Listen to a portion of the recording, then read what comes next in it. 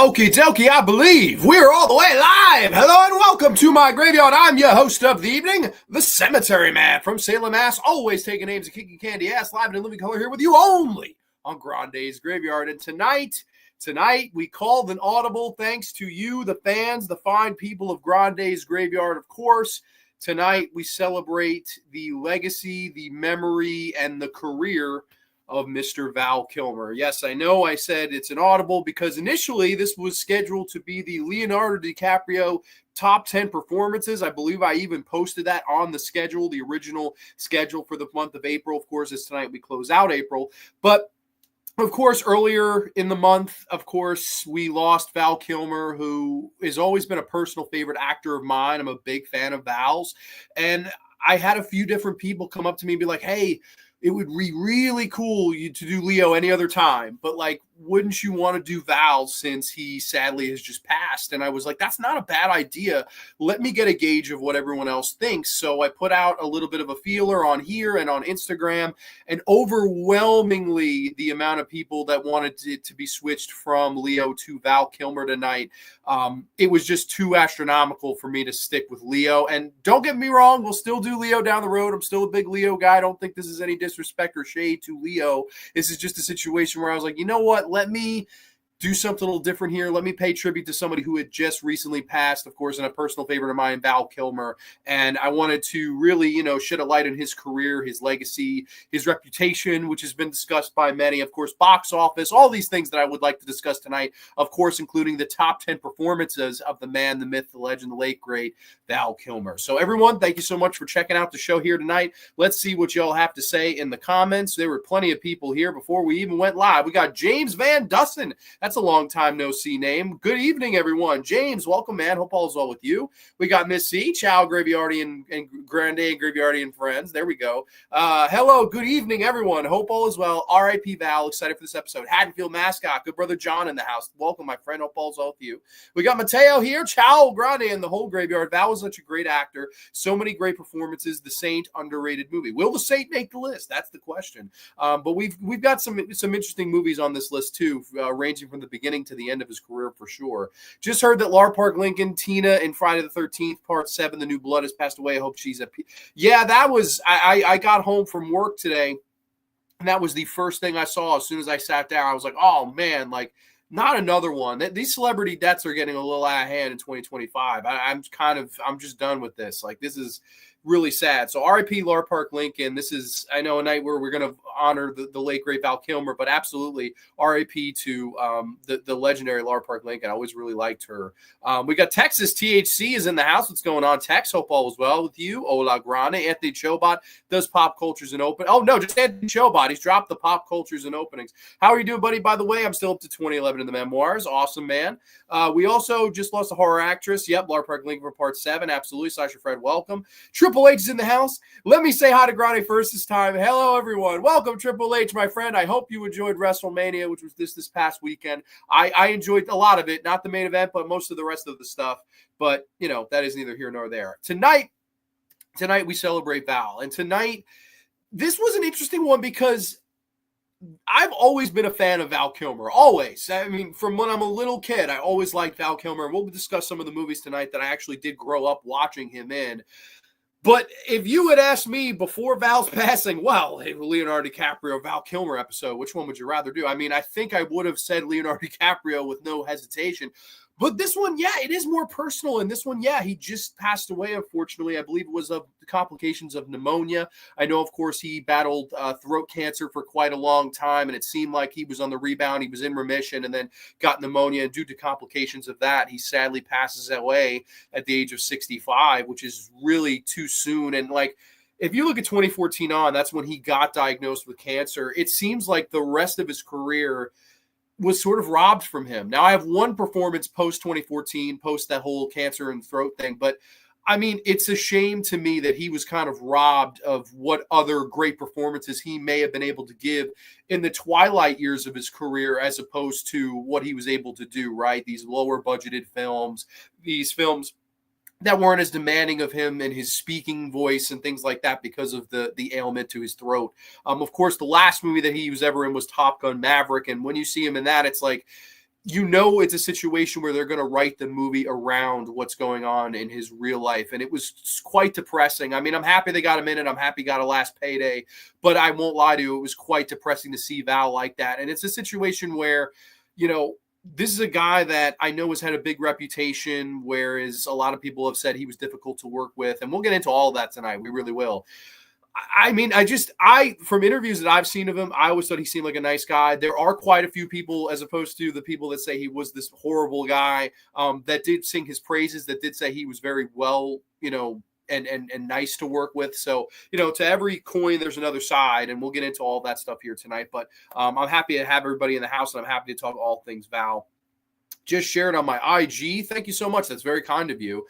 Just saw Sinners. It was awesome. Best movie 2025. Awesome, man. We got Juno in the house. Hey, Grande, Juno 2000. Hope all is well with you. Your girl, EO, and Still.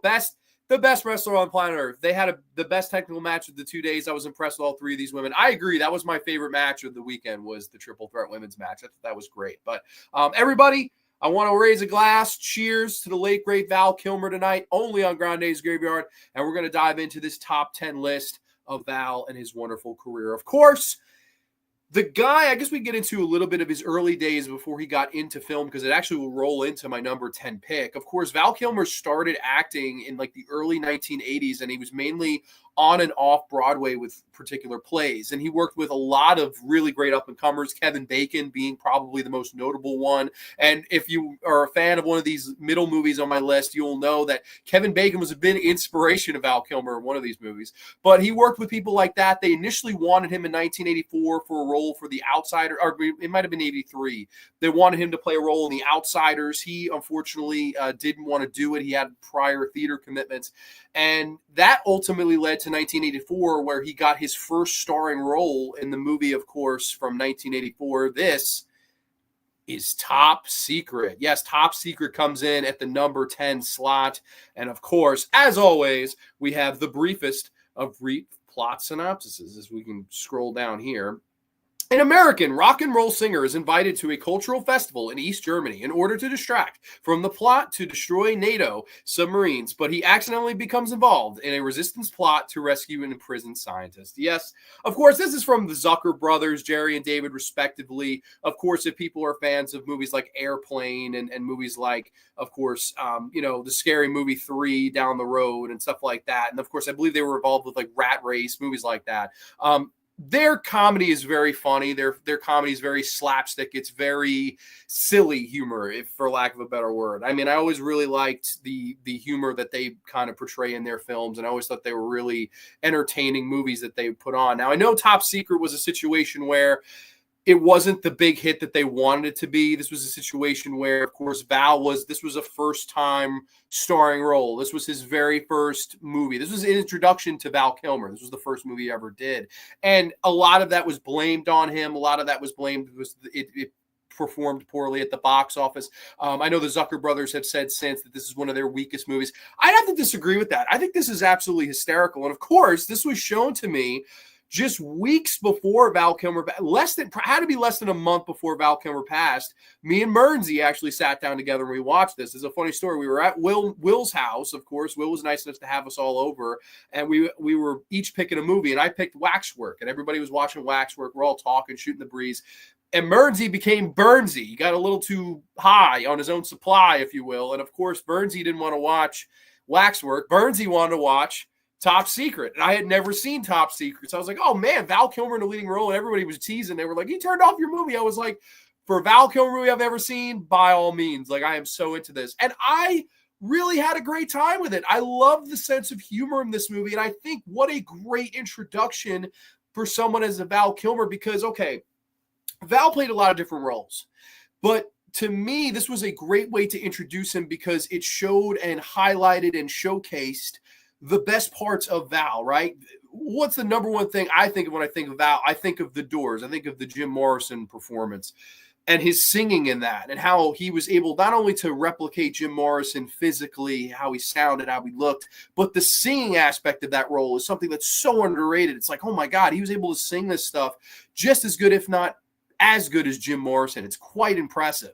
What do they have him do here? There's quite a few musical numbers in this. There's the Tootie tootie, full of Rudy. Booty tootie, full of Rudy. Wop, bop, doo, bop, bop, bamboo. I mean, there's a great musical sequence with him in the hallway, and he was dancing around and all this stuff. I thought that was a lot of fun. Of course, he and the love interest in the movie, they have some great chemistry and some really funny kind of gags where there's one point where they're in this park and they decide to kiss each other, and we see that their tongues are going crazy in their cheeks, like you're seeing that. I thought that was really funny. There's the great scene where Val Kilmer, he's getting shot at he's in this like shed, and they're shooting at him, and he's every now and again he's popping out a window and shooting, and then someone else shoots, he gets down, and they're playing back and forth, and each kind of part of the window becomes a tic-tac-toe board. So it's X's and O's until Val Kilmer ultimately wins. I thought that was really funny. I thought that had a lot of charm to it. There's the great scene with Peter Cushing where they shoot it like the Red Lodge, like the fucking Twin Peaks Red Lodge, and everything's shot in reverse. And they kind of play it out normally and naturally like nothing's happening. Of course, it's Peter Cushing and Val Kilmer. I mean, how cool would that have been? Your first movie ever, your first gig as an actor. You're the lead of this movie. It's supposed to be a big hit comedy, and you're working with guys like Peter Cushing in there too. Like, that was so freaking cool to see the two of them together, and what I believe is one of, if not Peter Cushing's last movies. So that was pretty cool to see. I don't know. I think you showcased the comedy charm, his comedic timing. I thought is really good here. I think this was a good pair up for them, for the Zucker brothers. I think this was a really good type of comedy to break into because, yeah, it's not the smartest. It's silly. It's slapstick, if you will. But I think it's harmless. It's very harmless entertainment. And I think that's why I really like Top Secret, and Val Kilmer especially in it, because, again, it showcases each and everything that he was able to do at that time and would eventually ultimately grow into as an actor. I really like Top Secret from 1984, his first film role here. I'm wondering to hear if anybody in the house has been a fan of this one. Let's see. I liked WrestleMania Night 1 and Night 2, not so much. Okay. Sadly, we lost Steve Mongo McMichael. Yes, R.I.P. Steve Mongo McMichael. My buddy let me borrow Wonderland watching it this weekend, one of the Val performances I've never seen. Ryan Hanley, welcome, my friend. Hope all is well with you. Let's see. Speaking of Airplane, before there was the sequel to Top Gun 5 years after the movie was released, there was Hot Shots, which later had the sequel Hot Shots Part 2. Yeah, absolutely. Hard for me to don't like a parody movie by the Zuckers. Young Val was good in this, maybe too much singing for my taste. Yeah, no, that's understandable. I guess I liked the whole singing aspect of it because I didn't expect it. Like, when I first watched this, I was thinking, okay, I know what I'm getting. Like, I totally thought I knew what I was getting, but I liked the whole musical numbers. There's a lot. There's musical numbers in this diner. It really, it is highlighting that he can sing and perform, and I'm guessing that's what he was doing on these off-Broadway and on-Broadway shows, right? He was probably singing and dancing quite a bit, and they probably saw him and said, hey, this is the guy we got to get to be our lead. He's a young, fresh face. I kind of like the whole idea of casting a complete unknown for this comedy that you expect to do the world. And, like, that's, to me, something you don't see anymore. Now it's like we have to get an established name in there if we're going to go with a comedy. And comedies in general just don't come out in the movie theaters anymore. Like I know they're doing, I think they're doing the Naked Gun reboot with Liam. Of course, we have to get Liam Neeson. It can't go with a complete unknown. They just can't do it because then they're in jeopardy of the movie not doing successful. And this was one of those cases where they expected it to do crazy numbers, and unfortunately it did not. I believe on a budget of $9 million, it grossed around 20. So it was not the big monster hit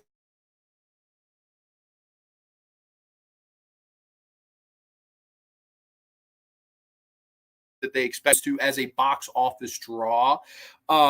That's an interesting conversation to have because Val Kilmer, in a lot of ways, at least in my opinion, I think he's a guy that should have drawn a lot of money, right? He's a fresh face. He's got a good smile. He's got a good physique. There's just something likable about him. I think he was always just the guy that's like very likable.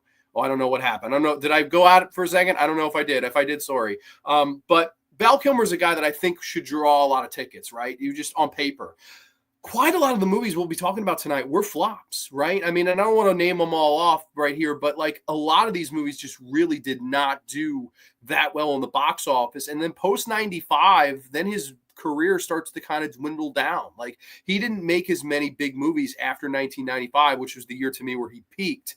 And then, of course, after that, it seemed like a lot of the movies he touched became box office poison, sadly, which we'll definitely get there when we get there. But let's see what y'all have to say in the comments. I think we were here. Hot Shot.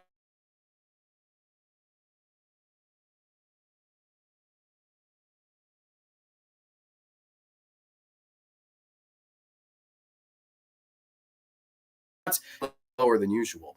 When you announced this Val Kilmer special show, I didn't know I'd see any of his movies, but I have seen The Doors. He really nailed Jim Morrison's look. I'd agree. We got Kubrick lover in the house. What's going on? Actually, you have to say Val unalivemer now if you don't want to get demonetized. Oh gosh, well that's not good. I buffered a little bit. Okay, that happens. Temporarily freeze. Did you say Liam Neeson? Nissan Grande. Liam Neeson was in Liam. No. So Liam Neeson is in the remake of that. That's what I'm talking about. Did Batman Forever flop? No, right. Batman Forever was a hit. So okay, we could talk about Top Gun was the biggest movie he was in box office wise. That was a monster hit. Top Gun, of course, Batman Forever. But again, Batman Forever has the established IP of Batman, right? And then, of course, you look at something like, Top Gun. That was a little movie that could, all right? A $15 million movie that made $360 million somewhere. So that's absolutely insane how much that movie made. But like, you look at quite a few of the rest of these movies that just did not do well. And I'm scared to say them because I don't want to ruin what's on my list, but we'll see when we get there. What's up, Graveyard fam? RIP to the legend himself, Val Kilmer. Merns, I was just telling the Burnsy story because, of course, that's how we got introduced to this one, was because of you. New Naked Gun looks hilarious. Okay, we got a fan of it. Glad we got to watch the Top Secret together. Absolutely. I was just telling the story, I swear. Val played a great role as Doc Holliday. We will get there, my friend. We will get there. But Top Secret, to me, it's a must. I think it's a really, really good one to showcase and a good movie to kick off his career. I really liked Top Secret quite a bit. Of course, though, that would take us to, it's funny, we start at the beginning of his career, and then the number 9 slot, we have a movie that he did towards the very end of his career, which is kind of a weird transition, I guess, if you will. But this is a movie that I thought was pretty underrated and a movie that I thought he did really well in. This was the only movie post his, of course, throat cancer that I did have on the list here tonight. And, of course, this is from the year 2017. This is The Super. Yes, The Super from 2017. Nobody put Scrawny in the corner. Let me put myself in the corner. A man becomes a superintendent of a large New York City apartment building where people mysteriously are going missing. Yes, The Super. Now, this was one that caught me by surprise, and it was one that I hadn't seen before I did my massive show prep for Val Kilmer. This is a horror movie with Val Kilmer in it, and I quite liked his performance. Now, this is nothing you've never seen before as far as a haunted apartment building, a haunted hotel, whatever you want to call it is concerned, right? It's that very same quintessential story. The movie opens up with a couple in an apartment and they get killed off. And we see that this man and his 2 daughters, they're moving into this now apartment. And of course, one of the janitors, or I guess maintenance workers, is none other than Val Kilmer. And we play this ultimate game of doubt. Who do we believe? Who do we think is behind this? Who do we think is supernatural? What is going on, right? These people are disappearing and being killed off in this apartment building. What's happening? Of course, Val Kilmer is the creepy custodial worker who's kind of in the shadows and watching. And this, to me, was a really good performance based on presence, right? Of course, in real life in 2014, like I said, he went through the whole throat cancer thing. He suffered through that. He didn't sound like himself the last few years of his life. And you'll see that here. A lot of his voice work is sadly dubbed over because he probably could not pronounce enough when you were actually in the scene on camera. He had to dub over and voice over a lot of his lines here, which is unfortunate. But to me, why I wanted this on this particular list is because that means when you can't pronunciate, when you can't project, this is a situation where your presence has to be oh so much more. And I thought that Val Kilmer's presence here from a horror movie standpoint was just off the charts. I thought he was really creepy, really sinister, and he was a man of few words, but when he did speak, it meant something. It was really kind of eerie the way he was delivering his lines in this movie and being oh so creepy. And the movie really wants you to think that he's behind whatever's happening, right? They're really trying to lead you down the road of this is a creepy bastard and he's the reason all these tenants keep disappearing.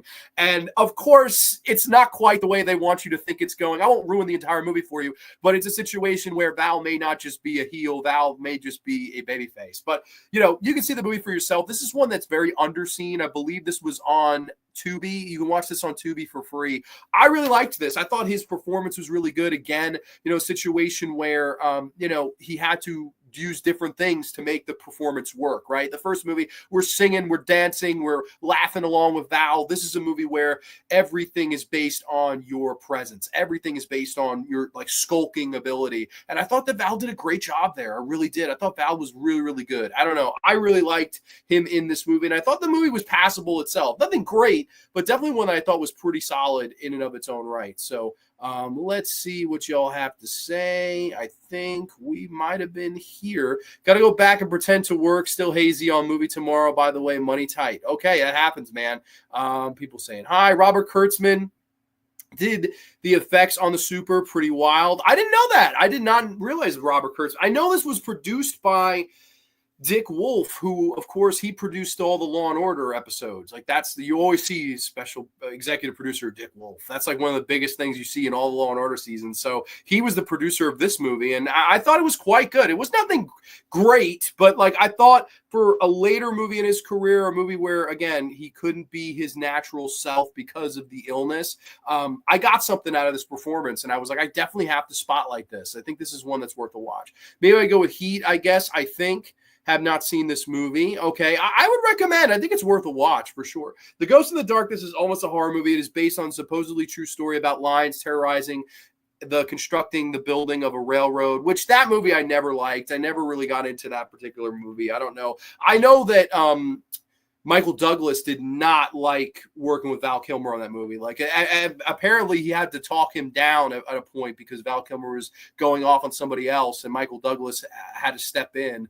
So that was a big thing. But I don't know. I'm not a big fan of that movie. Died too young, absolutely. Doc Holliday in Tombstone was a good as guy with, I think Doc Holiday had tuberculosis. We had the whooping cough. Yes.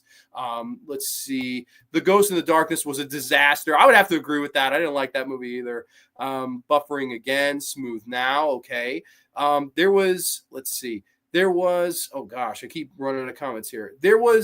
Have been many Westerns inspired by gunfight at the OK Corral. Kubrick, like the movie released in 1957. Love Machine is in the house. What's going on, good brother? Hope all is well with you tonight, buddy. Kubrick was, you hear, okay, people saying hi. There also was a movie in the 1990s called The Super with Joe Pesci. That's right. I like that movie. Haven't seen The Super. I'll have to check it out at some point. Yeah, I think it's worth the watch just for Val's performance. If you want to see him in a horror movie-esque role, I mean, I think it's a pretty decent enough movie. Sorry, I thought his performance of Morrison is too on the nose, and I'm a Doors fan. That's crazy. I think he's great in The Doors. I dig The Doors. Yeah, I'm a huge fan of The Doors, and that spoiler will be on the list. But The Super, that's another one. I think that more people could definitely give that one a go because I thought it was pretty damn good for a movie of that caliber, a movie that I didn't really have much expectation for, right? Like I was watching a lot of these movies for show prep, and it was a situation where I was like, you know what? This was one that kind of impressed me. So I definitely wanted to shed a little bit of a light on it here on Grande's Graveyard here tonight because I definitely thought that one was worth time. I definitely thought so. So yeah, as I move on here, I'm trying to open up our next tab, but we've frozen again. This computer has been an absolute shit show as of late. So I apologize, y'all. Stay with me here. Bueller. I don't know why I fucking try to X out a tab and it's just like, huh? We X out a tab? How could you do such a thing? X out a damn tab. I'm just not going to X out any tabs anymore. Yeah, sorry about that. I don't know why. It just decided to fucking shit itself when I X'd out a tab. Let's see, go here and let's go here. Okay. Okay, so moving on to the next performance here, of course, the number 8 slot from the year 1985, one of my all-time favorite year of movies. This is another one that I really quite like, and another one I think is super underrated when it comes to his whole filmography. This, of course, is an 80s teen comedy, and I'm a sucker for those. This is Real Genius. Yes, Real Genius from 1985. An uptight teenage prodigy enters a top engineering college but feels awkward among the freewheeling students when a professor aims to turn their laser project into a military weapon. He and his offbeat roommate plot to ruin the plan. Yes, Real Genius. This, of course, was the second movie role for Val Kilmer coming off of, Top Secret. And this was an interesting role for him in and of the fact that it's like, okay, 1984, 1985, the Brat Pack is in full swing, right? St. Elmo's Fire and The Breakfast Club and all these movies that are coming around the pike with these young, pretty, fresh faces that are making loads of money at the daily weekend box office. This is a movie that drops in August of 1985, and it did not do that well. Again, $8 million budget, $13 million gross. So it did not do all that well when it comes to box office. And that was a funny month. I mean, Return of the Living Dead came out in August of 85. Fright Night came out in August of 85. That was a big month for movies.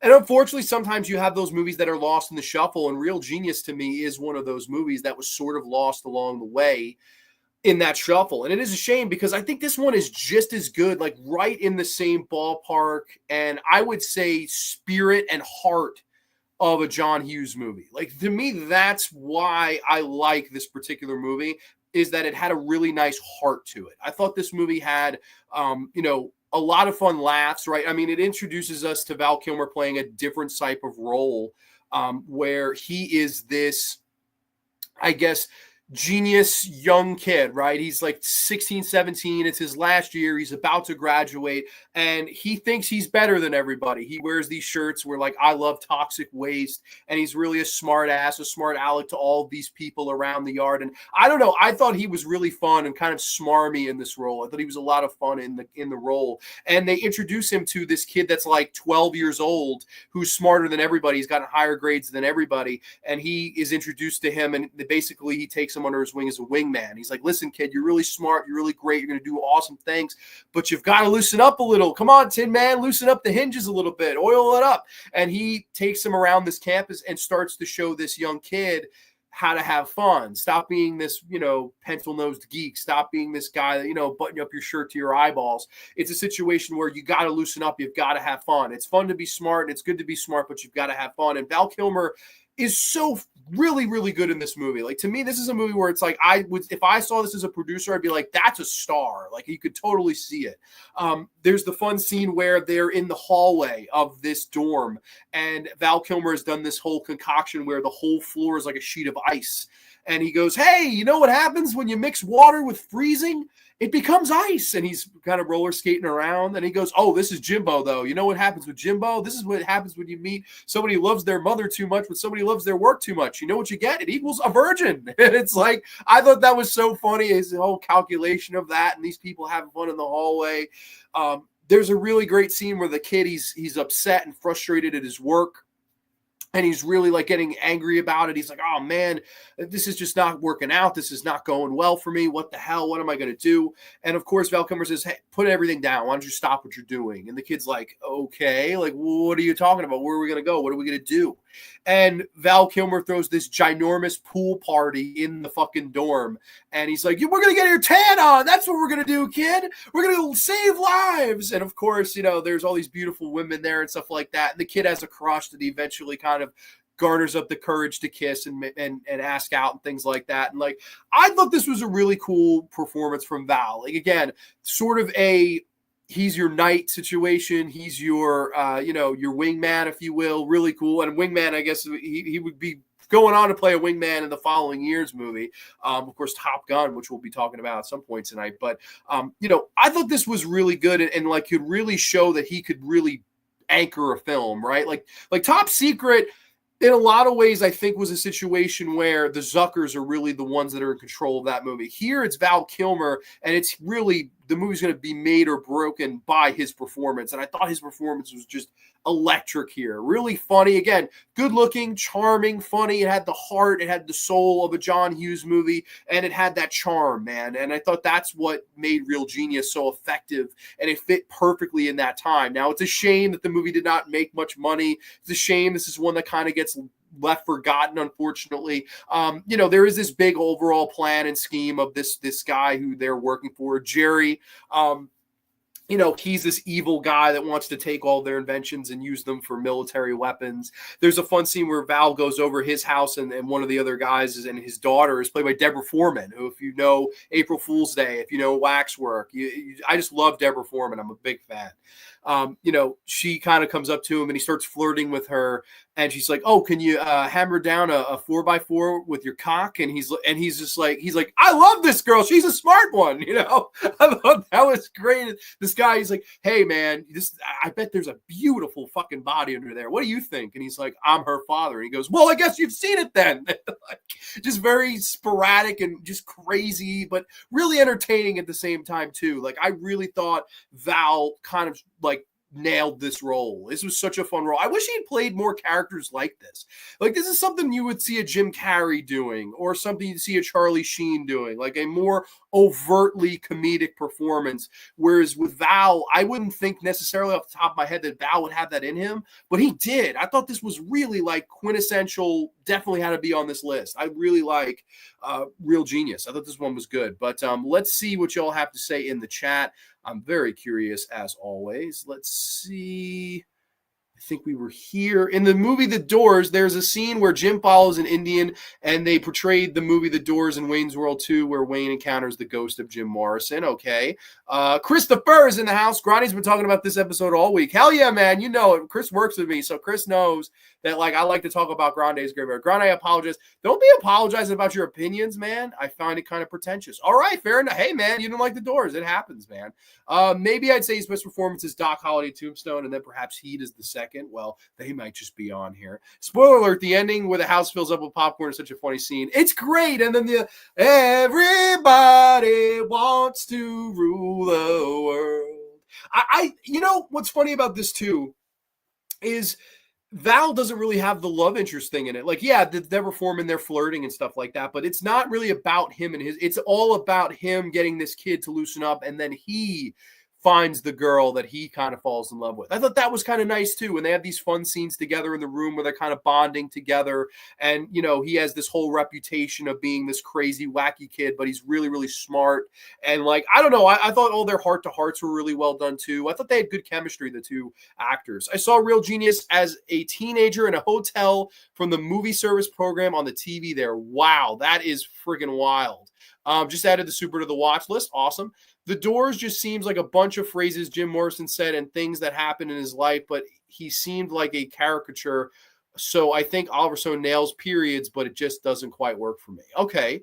Dennis Quaid was supposed to play this role instead of Val. Yeah, they dodged a bullet. I don't dislike Dennis Quaid. I like Dennis Quaid, but like, no, like Val, I could not see anybody else but Val Kilmer playing this role after I watched it. I was like, this is really, really fun movie, like really good. And it like, I'm surprised it wasn't a bigger hit. I guess maybe the whole idea of, Animal House had been the big movie in the late 1970s. And of course, Breakfast Clubs and your Pretty in Pinks and stuff like that were coming around the pike. Weird Science was the same year as this. I think it was a situation where maybe because all these kids were geniuses, they were also smart. Maybe that was the thing that kept people away. Whereas the rest of those movies I just mentioned, it was all common kids like you or I. It was all kids that we might have known and went to school with, right? Of course, we all knew a brainiac, but a school full of brainiacs, a campus full of brainiacs, it's not something that it was as relatable, I think, to as a majority, and maybe that's why it didn't do well. Or maybe, it could be a numerous amount of things. Could be marketing. Could be Val's name wasn't big yet. There could be several different reasons why it didn't draw. But I do think it is a good movie, and I definitely think it belongs in the category of really good 80s teen comedies. Doesn't seem to have a unified theme or plot. We got Scratch Bruno in the house. The Salton Sea and Wonderland are two underrated Kilmer films. Well, neither one of them made my list, but very appreciative of you throwing out some more underrated Val Kilmer movies. It's like, here's a bunch of incidents involving Jim Morrison. Okay, not a fan of really not a fan of The Doors. Okay, probably I like horror and horror-related movies. And in the movie Willow, goddamn, I'm about to get into Willow. The character of Sorcerer is someone who starts out being this evil villainess because she starts out at following in her mother's footsteps, but then she realizes that she has a heart, of course. Grunt, I wish I could like the Doors film. No worries, my friend, no worries. Let's see. What up, everyone?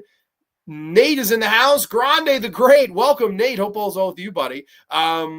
There was also How I Got Into College and Peggy Sue Got Married. Yeah, you literally throw a rock and you're going to hit 80s teen comedies at this time. Okay, Grande the Great, thank you so much. Hey, Val Kilmer has made some classics. Totally agree, Dominant St. Player, and we're talking about him tonight. I forgot about Salton Sea. I think I liked it. Okay. People saying hi to one another. All right. So yeah. Val Kilmer and Real Genius, another one I thought was a slam dunk. How to kind of make this list here. And then, funny enough, somebody said it. Somebody already said it in the comments. So I guess we will move on to my number 7 pick on this list, of course, which of course came out in 1988. This was a cool little fantasy film that I actually grew up with. This was one that I totally watched a lot as a kid. Didn't get to rewatch it for show prep, but of course, it is Willow. Yes, Willow from 1988. Brief plot synopsis. A young dwarf farmer is chosen to undertake a perilous journey in order to protect a special baby from an evil queen. Along the way, he teams up with a disgraced swordsman to defeat an evil sorceress. Yes, Willow. Now, this was a movie, again, of course, directed by Ron Howard. This was a movie, of course, that was written for Warwick Davis, which, of course, George Lucas had been a big fan of as the Ewok character in Return of the Jedi. And this was a whole pilot role for him. They really wanted to put the rocket ship on, Warwick Davis. And understandably so. I love Warwick as an actor, love him as the Leprechaun, love him in the Harry Potter films. I mean, anything I've ever seen Warwick in, he always does a good job. However, this was a situation where the studio kind of stepped in and put Val's name on the marquee, and there was a lot of heat in the producer's room and with the marketing and all of these things. And of course, a big theme of Val Kilmer's career, the movie did not do as well as they thought. Now, it wasn't a bomb. It wasn't a flop. It still made some money, but they were expecting this to make close to Star Wars money. And I don't think that was ever a reasonable expectation of a movie like this. But they expected it to make a lot of money, and it didn't. So that's why there's no, you don't get a Willow TV series on Disney Plus that flopped too until like the 2020s. That's why it took so damn long. But of course, Val Kilmer's not the lead here. He's playing the supporting role. I thought Val was so good in this, and I can understand why they may have been afraid to put Warwick Davis's name on the marquee as opposed to Val Kilmer's, because again, Val had done Top Gun by this time, so that was the movie that really got him known and noticed. But to not say, I think he's so good in this movie, and dare I say, may just steal the whole thing. And then that's a common theme of Val's career too, is stealing the show, stealing the movie away from someone who's supposed to be your proverbial star. And I think this may have been the first instance of that, where, of course, he plays this swordsman that's in a cage. And, of course, Warwick, please help me get out of here. And Warwick helps him. And then, of course, doesn't it feel great to be free? And he does the whole somersault and kind of like this. And this, I thought Val got to channel a great energy of himself, right? Of course, there is some of the comedic bits in there. There's some of the action, the sword fighting, things like that. The whole Ray Harryhausen-esque effects when he's fighting those big monsters towards the end. Of course, this was the movie that infamously he met his soon-to-be wife, I believe Joanne Whalley, or Wally. I may be pronouncing that wrong. I always said Whaley, but I don't know if I'm saying that right. But Joanne Whalley, who is the love interest of his character in this movie, I thought they had such natural chemistry, and it's no mystery to me that they would go on to get married. You could totally see, I always say this too, you could see real chemistry by the way people look at each other. That's the number one thing that I look for as a film fan, as a wrestling fan, whatever you're watching fan, is the way people look at one another. That's how you can tell chemistry right off the bat. And the way those two looked at each other, the way they locked eyes, I thought immediately, I'm like, wow, there's a spark here. You almost see that spark go up right in the middle of it. It's the same thing with Jodie Foster and Anthony Hopkins. There wasn't any love relationship outside the scenes, but there was that spark. The chemistry was there. And that's something that's hard to come by. It's something that has to organically happen. And this was a movie where I saw that off the bat. It was like, this is awesome. It's so cool that they would go on. And they would go on to work with each other in other movies and things like that until they ultimately divorced in, I think, 96, which is unfortunate. But I have a blast with this movie. I think there's some really fun scenes with Val where, there's a point where he has to dress up as this woman and he puts some big yits on and he's pretending to carry a baby. And of course, this guy, he comes in the room and he wants to flirt with Val, not realizing it's a guy. And he's like, hey, baby. And he's like, don't touch me. He's doing the whole higher pitched voice. I thought that was a friggin' riot, man. The whole scene on the carriage where Work's like, hold on. He's like, hiya! And they fucking just go off. And Val has no chill in this movie. I think that's what was so fun. The character was sort of dumb fun in a way. It's nothing to be taken uber seriously, but yet he got physically into the role. He looked very believable as this kind of swordsman. And I think, again, while this was a pilot for Warwick, and I do think Warwick's great in the movie, this is one where I kind of look past Warwick at times, where you go, okay, it's that guy. It's the comic relief that Val is supplying. It's the, of course, romantic relief, of course, with he and Joanne. I thought all that stuff really, really worked.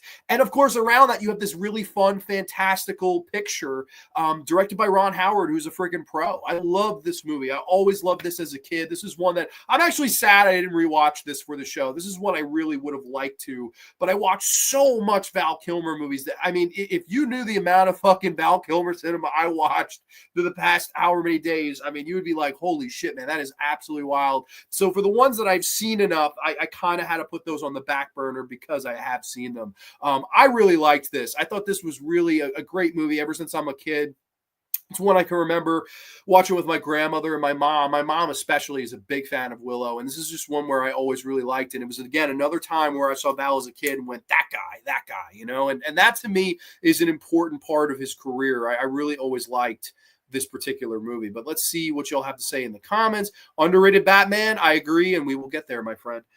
He was in Pollock with Ed Harris as Jackson Pollock, the painter, and Kilmer played the artist de Kooning. He's asked, what do you think of Picasso? And he says, a has-been. Very nice. Sorry, didn't like Willow. Ron Howard, for the most part, is mediocre. Really? See, I like Willow. I think Willow's a good one. Willow became such a big hit movie. There was also many action figures. See, that's funny. I would think so, too. Like, okay, it was about a $35 million movie. Gross like let's see. We can get the exact numbers here. I do actually have it up. So why don't we get the exact numbers if my computer doesn't fucking freeze? That's the whole caveat here. But I think it made around $136 million on a budget of like 30. I want to say it was somewhere in that ballpark. Of course, it's all the way at the bottom of this page, which is fucking ridiculous.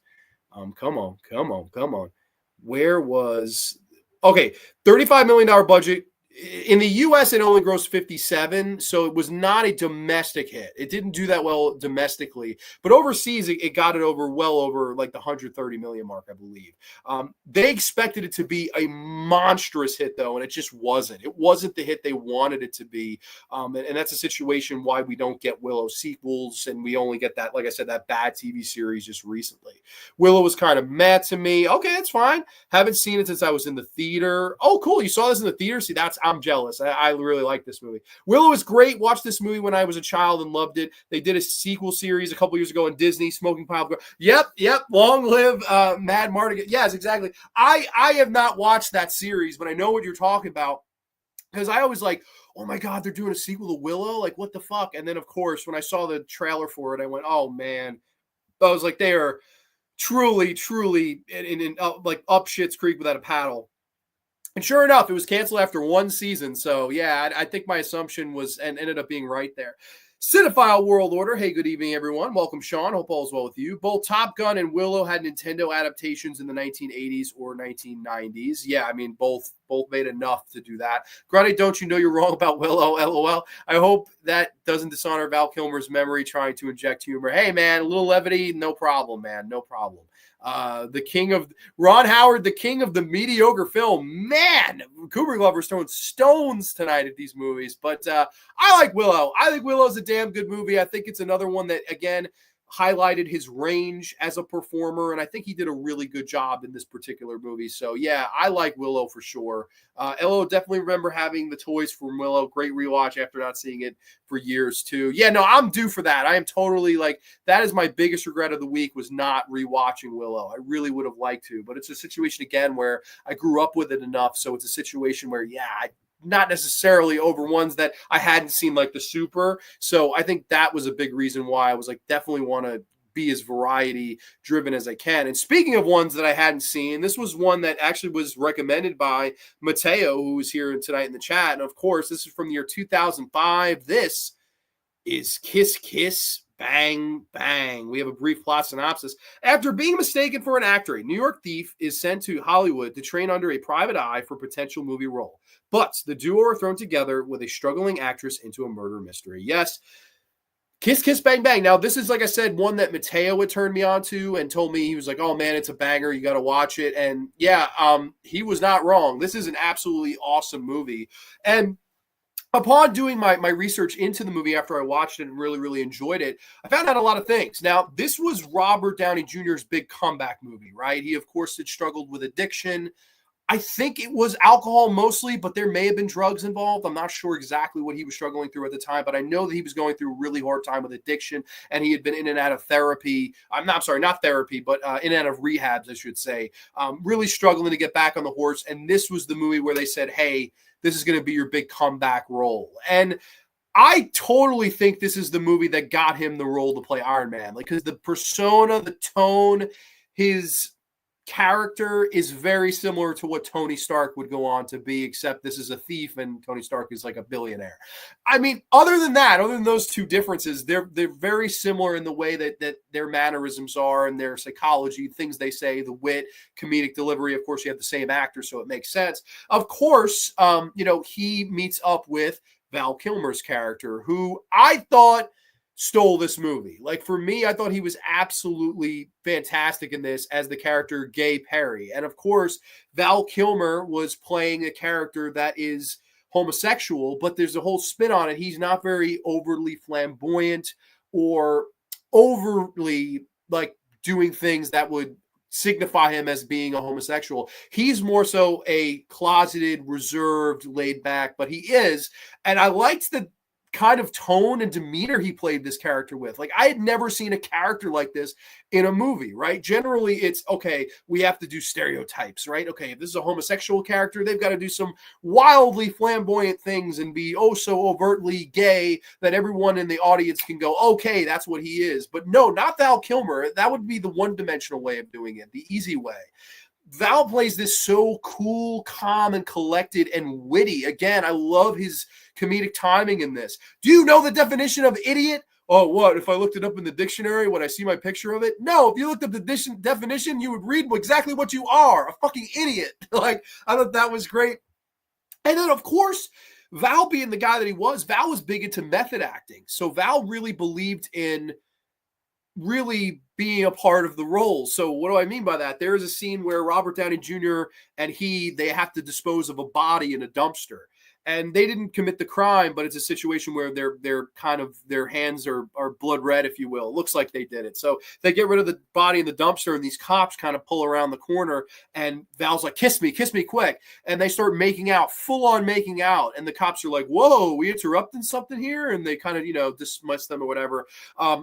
They really looked like they got into that kiss. And of course, in research for this, what did he say? Val Kilmer said, I really had to get into it. So what I thought of was, I'm kissing Kevin Bacon. And I started cracking up laughing when I read that, because of course he had known Kevin Bacon since his theater days on Broadway. So that was a big thing. I guess he must have found him as an attractive guy and just said, fuck it. Like, I will think of him to really get into this, to really make it believable that I'm kissing another man right now. And I was like, wow, like, that is dedication. And then, like, another thing that I really want to touch on here tonight is Val had a reputation, right? Val was talked about by many to be hard to work with, to be difficult, to be a little bit of a prima donna. We've heard a lot of different things about Val, and we can get into all those stories. Here's a story, though, that I think paints him in a very positive light. Of course, this being Robert Downey Jr.'s comeback film of course, getting away from drugs and alcohol and addiction and things like that. Val Kilmer refused to have any of that stuff on the set. He was like, I'm not touching any of that stuff. I'm not drinking. I'm not smoking. I'm not doing anything. So you need to figure out a way around all of this, because I'm not going to have all this stuff tempting him while we're trying to do this big comeback movie for him, right? This was, again, a pilot for Robert. This was the idea, was to get Robert Downey Jr. And it did. The movie didn't do great in America, but it got seen by enough people that I totally think they got him the green light to be Tony Stark. And I think, the rest is history. Now he's going to be Dr. Doom, all because, a little movie like this kind of got Robert Downey Jr. on the path to right things. And like, I really like Val Kilmer for that. When I heard that story, I went, man, that's a cool guy. Like, I really think that's something nice. Like, I don't think a lot of people would have done that or cared. It would have been like, fuck it, give me my alcohol, give me my drink, give me my smoke. No, like, dude, don't have this stuff around. Like, that's not good for him. It's not good to tempt someone who's trying to fight addiction and get away from it. So I thought that was cool. But, we can talk a little bit about his reputation, right? Because, what better time to do it? Of course, many have said he was hard to work with. The main movie, of course, where that kind of started was the Island of Dr. Moreau. That was the movie where the story started coming out, where Val Kilmer is this horrible guy and is hard to work with because, of course, there were two directors on that film. One worked with Val Kilmer for 3 days and said, "I will never go anywhere near Val Kilmer again." And then this guy who replaced him, he said, "I will never climb Mount Everest and I'll never work with Val Kilmer again." And I'd rather climb Everest. I was like, holy shit, like that is kind of crazy statement to make, about this guy and things like that. But like, he wasn't the only one. Joel Schumacher on Batman hated working with Val Kilmer. And that's a big reason why Val Kilmer doesn't go on to be in Batman and Robin. He's replaced by George Clooney, is solely because Joel Schumacher did not like him. He felt that he was very argumentative. He would come up and make a big fuss about things, childlike tantrums, things like that. And Joel said, I just don't need any of that in my life. Like, we're trying to make big box office movies here, and this guy is coming around and being an asshole. And like, that's a big thing that has followed him all the way to his dying day. Like, a lot of people know that he was considered by many to be hard to work with.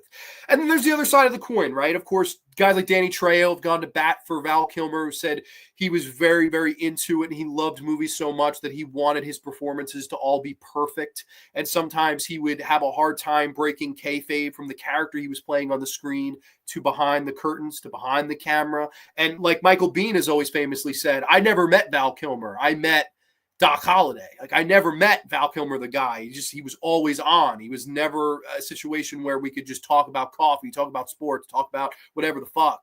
He would never turn away from it. So Michael Biehn is a guy that buried him. But then again, you hear all these nice stories. Mira Sorvino sang the world of him. Kurt Russell sang the world of him. A lot of different guys and women, and respectively, have sang the world of him. And like, it's a situation where, is there a doubt that maybe he was hard to work with sometimes? I don't think so. I believe those rumors are true. I believe it wholeheartedly. But it's a situation, too, where I do think there was a good guy underneath there. I do think he was just really trying to have everything be so perfect. And sometimes when you try to do that, you could become a control freak. You could become overbearing. You could become annoying or, argumentative and disruptive and things like that when everyone's just trying to do their job, right? You're not the guy that's just trying to get it done. You're the guy that's trying to do it the best possible way. And I think that that's something that really is admirable from Val. Now, I've never been on any sets. I can't say personally, how he treated people, things like that. I've read a lot of good and I've read a lot of bad. I really have in my show preparation this week. You read a lot of differing opinions about who Val Kilmer, the guy, was. But I do think that if anybody can agree on everything, it was his dedication to the craft of acting and his dedication to playing each and every respective character that we'll talk about here tonight. And this Kiss Kiss Bang Bang is no exception, right? Val Kilmer wasn't a gay man in real life. He will truly make you believe that he was a gay man and playing in this movie. Like, it's so believable. It's to the point where I'm like, were you? Like, that's how good he is in this role. And again, not overtly. It's not like Nathan Lane in The Birdcage, right? It's more like, this stoic performance. But again, he brings these little comedic timing and charm into it. And I thought, again, it was such a well-rounded performance, right? There's one-dimensional ways of playing this, and then there's Val Kilmer's way of playing it. And I thought he and Robert Downey Jr. worked so well together. They were funny. They were laugh-out-loud moments. But then it's intermixed with this whole drama and this murder mystery of Shannon Sossaman, baby. I do love Shannon Sossaman. She gets murdered in this movie, sadly. But that is neither here nor there. I popped when I saw Sossaman. Really liked this movie. I thought this was fun. I thought this was entertaining. I thought this had a lot to say. I thought its dramatic elements really worked. There's a really great scene towards the finale where Val Kilmer goes in this room. And of course, this guy who has done some horrible things, you'd have to get into the entire movie to really get into why the scene happens. But there's this really interesting kind of a stare down between he and a guy that's on a breathing machine, and Val smacks him. He's like, yeah, you're real tough, smacking this guy. And he goes, yeah, no, you're the real tough one.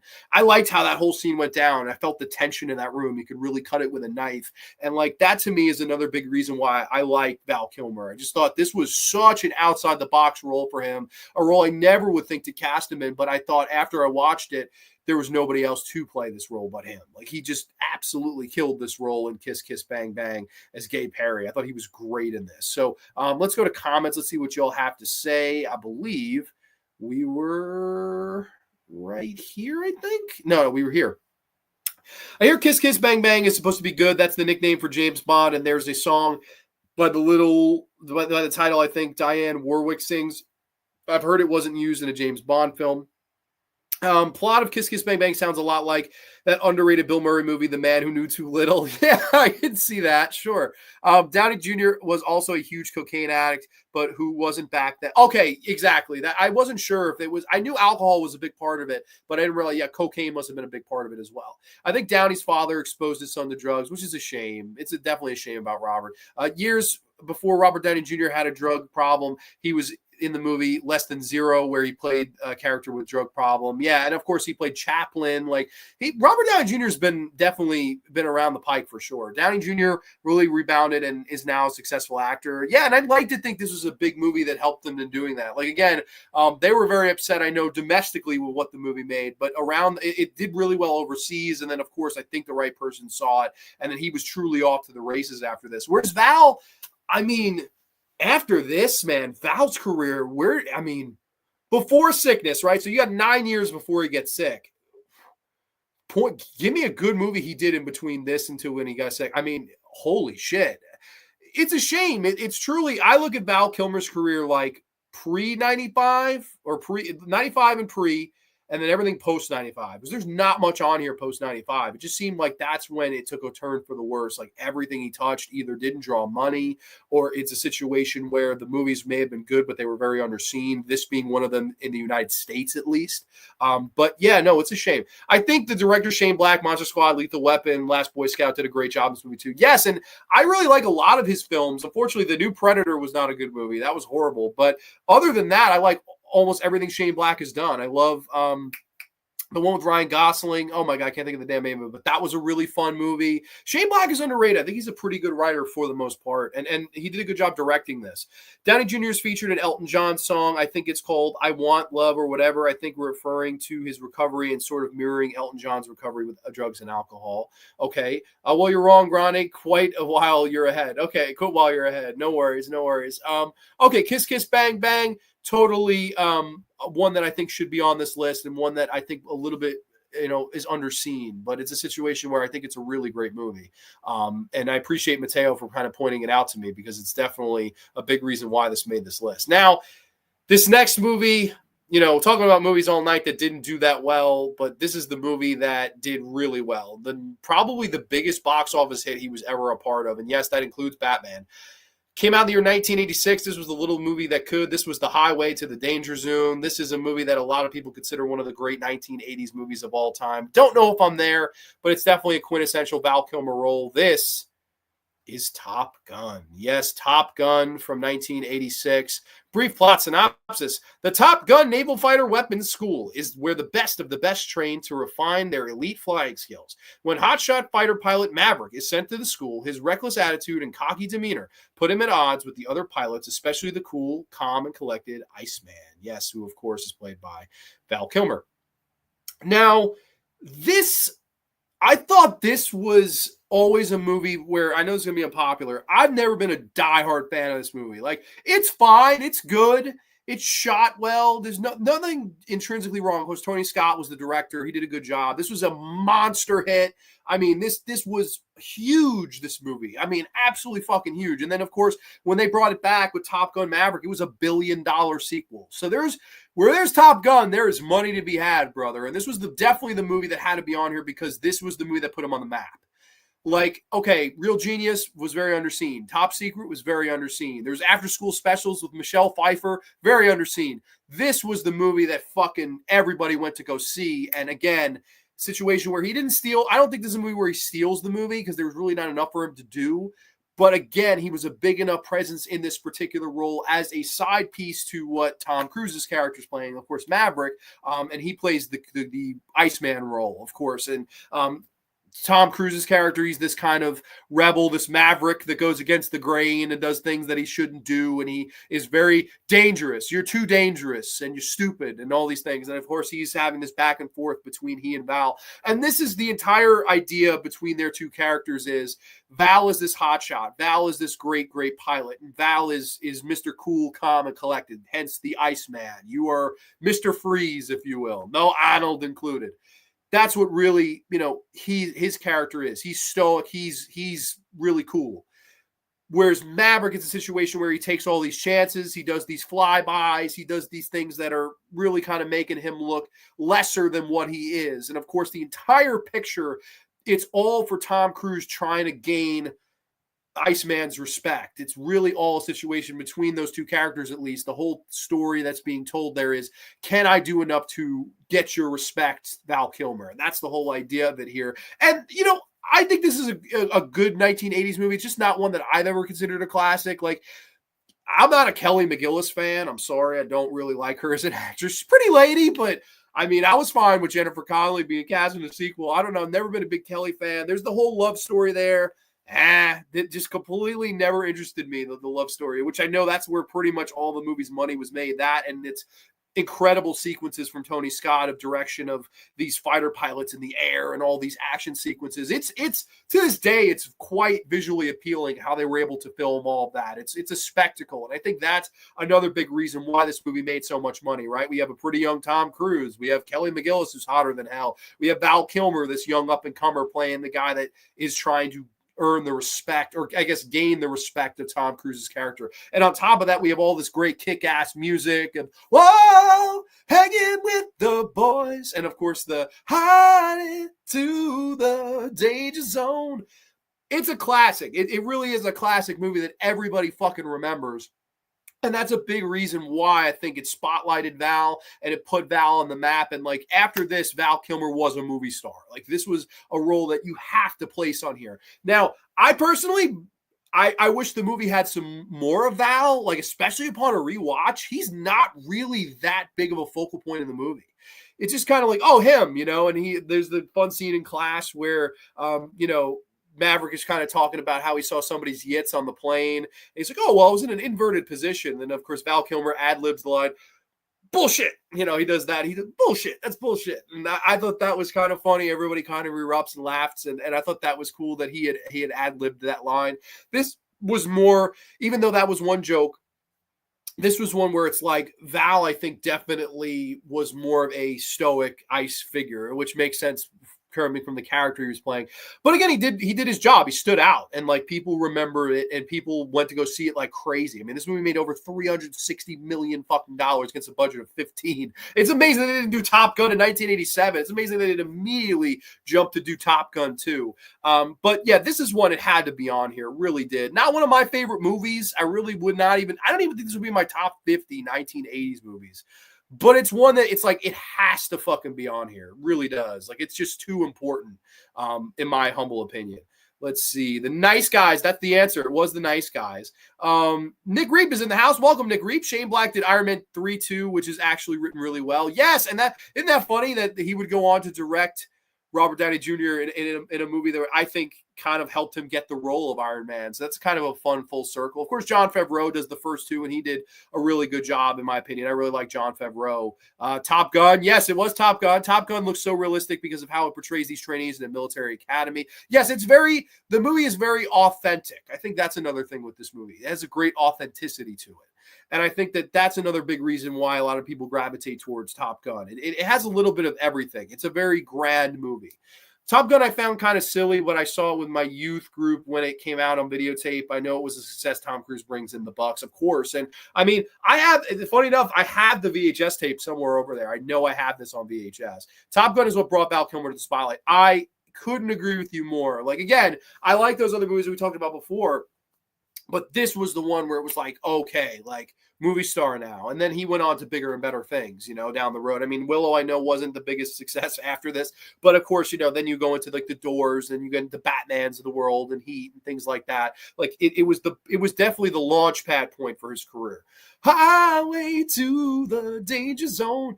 Granny, check out the YouTube SNL skit of Kilmer as an airline pilot playing off oh my God, I've not seen that. I've got to check that out. That sounds awesome.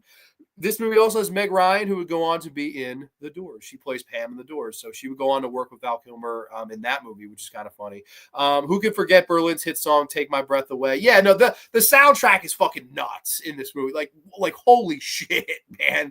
And like I'm watching, I'm like, this is like, the entire movie is almost like a music video. That's the thing with Top Gun. I could see why it became this over commercialized fucking thing where it was like, holy shit, man, because it was just so Americana. There was everything about it. It had the 80s music of the time, the top of the top when it comes to directing sequences of the flying and stuff like that. You'd never seen anything like that. It was truly the best of the best when it came to those sequences. You have America's heartthrob and Tom Cruise on the cover, and Kelly McGillis, who was pretty easy on the eyes too, even though I don't think she's a great actress. But I mean, it did everything right to me. My cousin graduated from my high school the same year as Meg Ryan. My cousin, I think, used to hang out with Ryan's sister. Oh, wow. That's pretty cool. Small world. Did you watch Top Gun Maverick? Val was there for about 10, 15 minutes of screen time. I didn't watch it. I think that's might have been a situation. I forget why. I don't remember why I didn't go see Top Gun Maverick. I heard great things. I know Jennifer Connelly's in it. I mean, fuck, take my money right there. I didn't see it though. I've seen a clip of it with Val, and it just honestly made me very sad. Best thing about Top Gun is that Val Kilmer looks like Albert Wesker from the Resident Evil games. Wow, that is fucking funny. Yeah, they're going to have to, I think they're going to have to like somehow integrate that, somehow make that a thing, one of the Resident Evil games, like an Easter egg cameo, and they'll put Val Kilmer's voice in there. That would be really cool. Hey guys, hope you're having a rocket night. Absolutely. Thank you, man. Yeah, music video. That's Top Gun. It's a music video. It's truly, and I think that's why it was so successful, right? Look at Rocky 4. Rocky 4 came out the previous year. Rocky 4 is a fucking music video. That's what it is. It's totally what it is, and there's nothing wrong with that. Whatever's going to draw money, there's nothing wrong with that. Money equals success, equals happiness, equals everything. Money is the most important thing when it comes to movies like this. But coming up next is a movie that I would consider to be arguably his best movie. I don't know if it's his best performance. It's one of his best performances, but it may be the best overall movie he's ever been in. It's been between this and maybe two others. This, of course, from the year 1995, a movie that celebrates its 30th anniversary this year, of course, which also starred Al Pacino and Robert De Niro. I'm talking about this little movie here.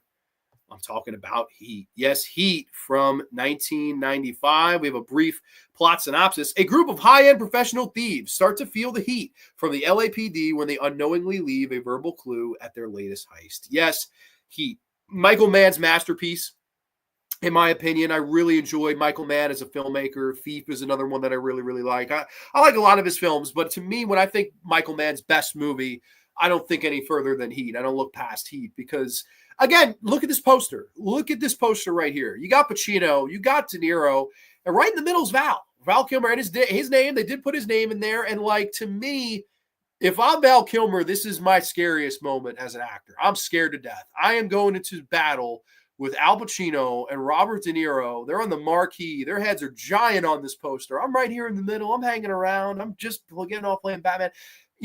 This was a situation where with those two guys, you could easily have fucking gotten lost. You really could have. You could have easily got lost in the shadow of an Al Pacino, who's so much fun in this as the detective babyface character, where De Niro is this very fun, smarmy heel that is never, ever, going to get caught. He won't do it. If you could spot the heat around the corner, you better give yourself those 30 seconds to get out, because if you don't, you're going to get caught by the feds. And I think this is a very fun cat and mouse game movie, right? Whereas, Pacino is the proverbial, Tom, and then of course Jerry is Robert De Niro's character trying to run away. But I guess their intentions are switched there. This was a movie too where I think they had really blurred the lines, right? 1995 was not a good year in film, right? This is easily the best movie that came out in 1995 by like a landslide to me. That was not a good year for movies. Wasn't a good year for much. But it was a movie that finally blurred the lines between white and black scales. And what do I mean by that? Here's a situation where we have a lot of gray area, and we have a situation where I think a majority of people were cheering or pulling more so for Robert De Niro, Val Kilmer, etc., their whole crew, more so than they wanted Pacino to catch them. And I think that was one of the first times we had really seen that in cinema, right? Making these bad guys, these criminals, these thieves, have some sort of character, some kind of personality, right? Genuinely, these guys are looked at as a very one-dimensional, black scale character level villain, right? Or actor or thief. Look at a movie I love, Reservoir Dogs, perfect example. I love Reservoir Dogs. I reviewed it with Mateo. We talked all about that movie. Really fun. we don't get a sense of that these are good guys, right? That these guys have wives that they go home to, that these guys have morality. We don't get any of that in that movie. And it works perfectly fine for that movie. That's the story Quentin Tarantino was trying to tell. This particular movie, I love that we scale back. We see behind the curtain of what these guys' lives are every day. We have De Niro. He goes to the diner or a bar and he kind of gets with this woman. They kind of have this interesting kind of, one night stand. And then it starts to sort of build. Val Kilmer's character, of course, Chris, he is married to Ashley Judd's character. They have a young son. And of course, his whole life, his whole reason for getting up in the morning, right? He has the whole line, she's my reason to get up in the morning, and she's the reason, I get up to see the sunset. Like, that's the reason I get up every day, is to see her. That's the situation where it's like, this is something we don't see generally from a character like this, right? Somebody going on and on about their wife. And like, for every single other person in that crew, it's about getting away. It's about leaving the scene. Not for Val Kilmer. For Val Kilmer, it's a situation where I need to get away with her. Like, I need her to be okay. I need her to be safe. I need her to be well off. He has these very interesting scenes where he opens up and says, I wish I could have steaks in that freezer every night for you. And she says, what do you mean? He goes, I feel like such a bum. I've gambled away. The Super Bowl fucking killed me. You get the idea that this guy has been gambling. This guy has been kind of blowing away some of the money that he's been stealing, and he's been doing some horrible things, and he feels bad about it. But it's a situation where if he could pull off another heist, if he can get another bank heist, then he and his family can live happily ever after. And I liked his character. I thought his character was arguably one of the most entertaining and interesting characters in this whole movie. And that's tough to do because we have a lot of good acting performances in here. Kevin Gage is in a really good role here, a role that unfortunately would go on to typecast him. That's why he ends up in Chaos. Movies like Chaos 10 years down the road from a movie like this. I really like Kevin Gage in the movie. Danny Trejo is in the film. Of course, Serrano from Major League, he's also in the movie. Just a lot of good actors, a really good ensemble. And that's something that we'll go on to discuss when we get to Tombstone. But like, a lot of really, really good actors here. And like, this is a movie where, it's almost 3 hours long, but you don't really feel much of that. It's so entertaining. It's so well paced, and it's so methodically thought out. That I really just enjoy this movie from start to finish. It's great. Someone I saw in the comments had mentioned the diner scene between Pacino and De Niro. Why don't you live a life like everyday guys? What's regular everyday life? Barbecues and ball games? Like the shit that they say to one another, it's absolutely great. Like, I love the dialogue in this. It's really well written. Val's character could easily have gotten lost in the shuffle. And in my opinion, he's arguably one of the biggest standouts in it. And what do I mean by that? Of course, there's the great shootout scene. The best scene in this movie is that great heist shootout scene. People shooting at one another. In fact, Val Kilmer, again, being the fucking lunatic he was when it came to being accurate, precise, and authentic, you'll see he's firing his gun. There's a quick scene where he's reloading.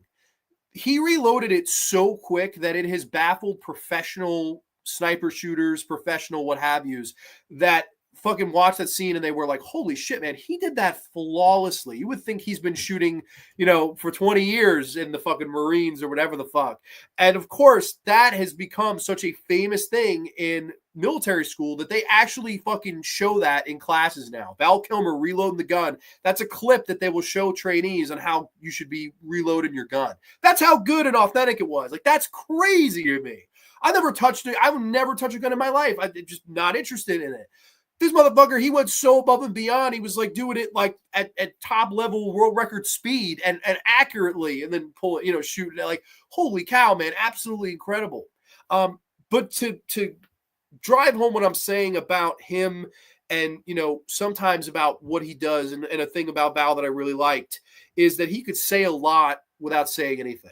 And this is a primary role of that to me, where towards the end, like I was saying, the rest of them, they all want to get away. He wants to make sure that he's with the woman of his life, Ashley Judd's character.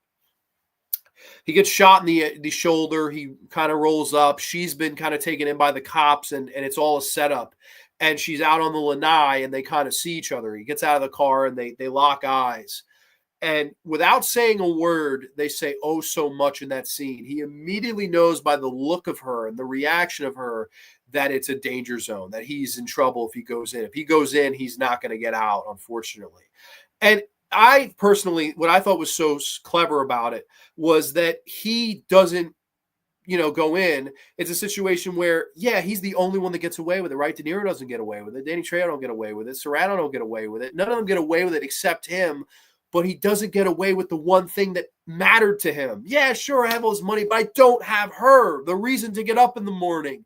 And the sadness, the pain, the sorrow that's on his face when he sees her standing on the lanai, he's like, oh man, like, and I love how it was done. It's not over the top. It's not a sigh. It's not like, he's shoulders shrugged down. It's an automatic look of, I have to accept this. And you don't want to. You don't want to. You never want to accept it. You never want to accept the one that you love, not being there anymore. But it's a situation where he has to accept it in that moment. And it's like, I think really, really brilliant storytelling by Michael Mann and a great, great performance from Val Kilmer. Like the way that he says so much without saying a word, he just turns around and goes, is there any rooms I can rent around here? No. All right. Yeah. Like that. I just thought that was top notch. And like, to me, with this company, Al Pacino being a lot of fun, she's got a big ass, and De Niro, and you can't spot the heat coming around the corner. Great, great, great movie. I mean, great acting all around, but Val does not get lost in the shuffle. In fact, he stands out and shine bright here, and I think it's one of his best roles for sure. So let's see where we were.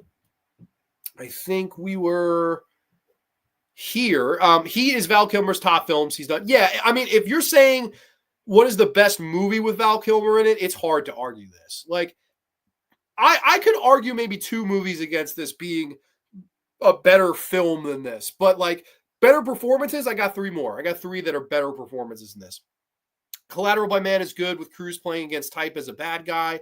Heat is so good. Probably my favorite Mann movie, too. Thief and Man. Oh, dude, Manhunter's so underrated. I love Manhunter. I appreciate you. It's funny. Mann directs Manhunter. I mean, fucking, it writes itself, but I love Manhunter as well. Thief is great. James Conner's tremendous in Thief.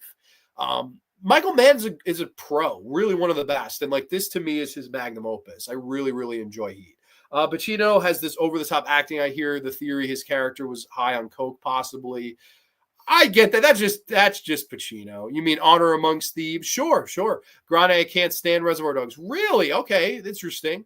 Billy Henry's in the house. Good to see you, Billy. The 95 hate is wild. We got Fallen Angels, Dead Man, The Doom Generation, of course, Showgirls. Wow.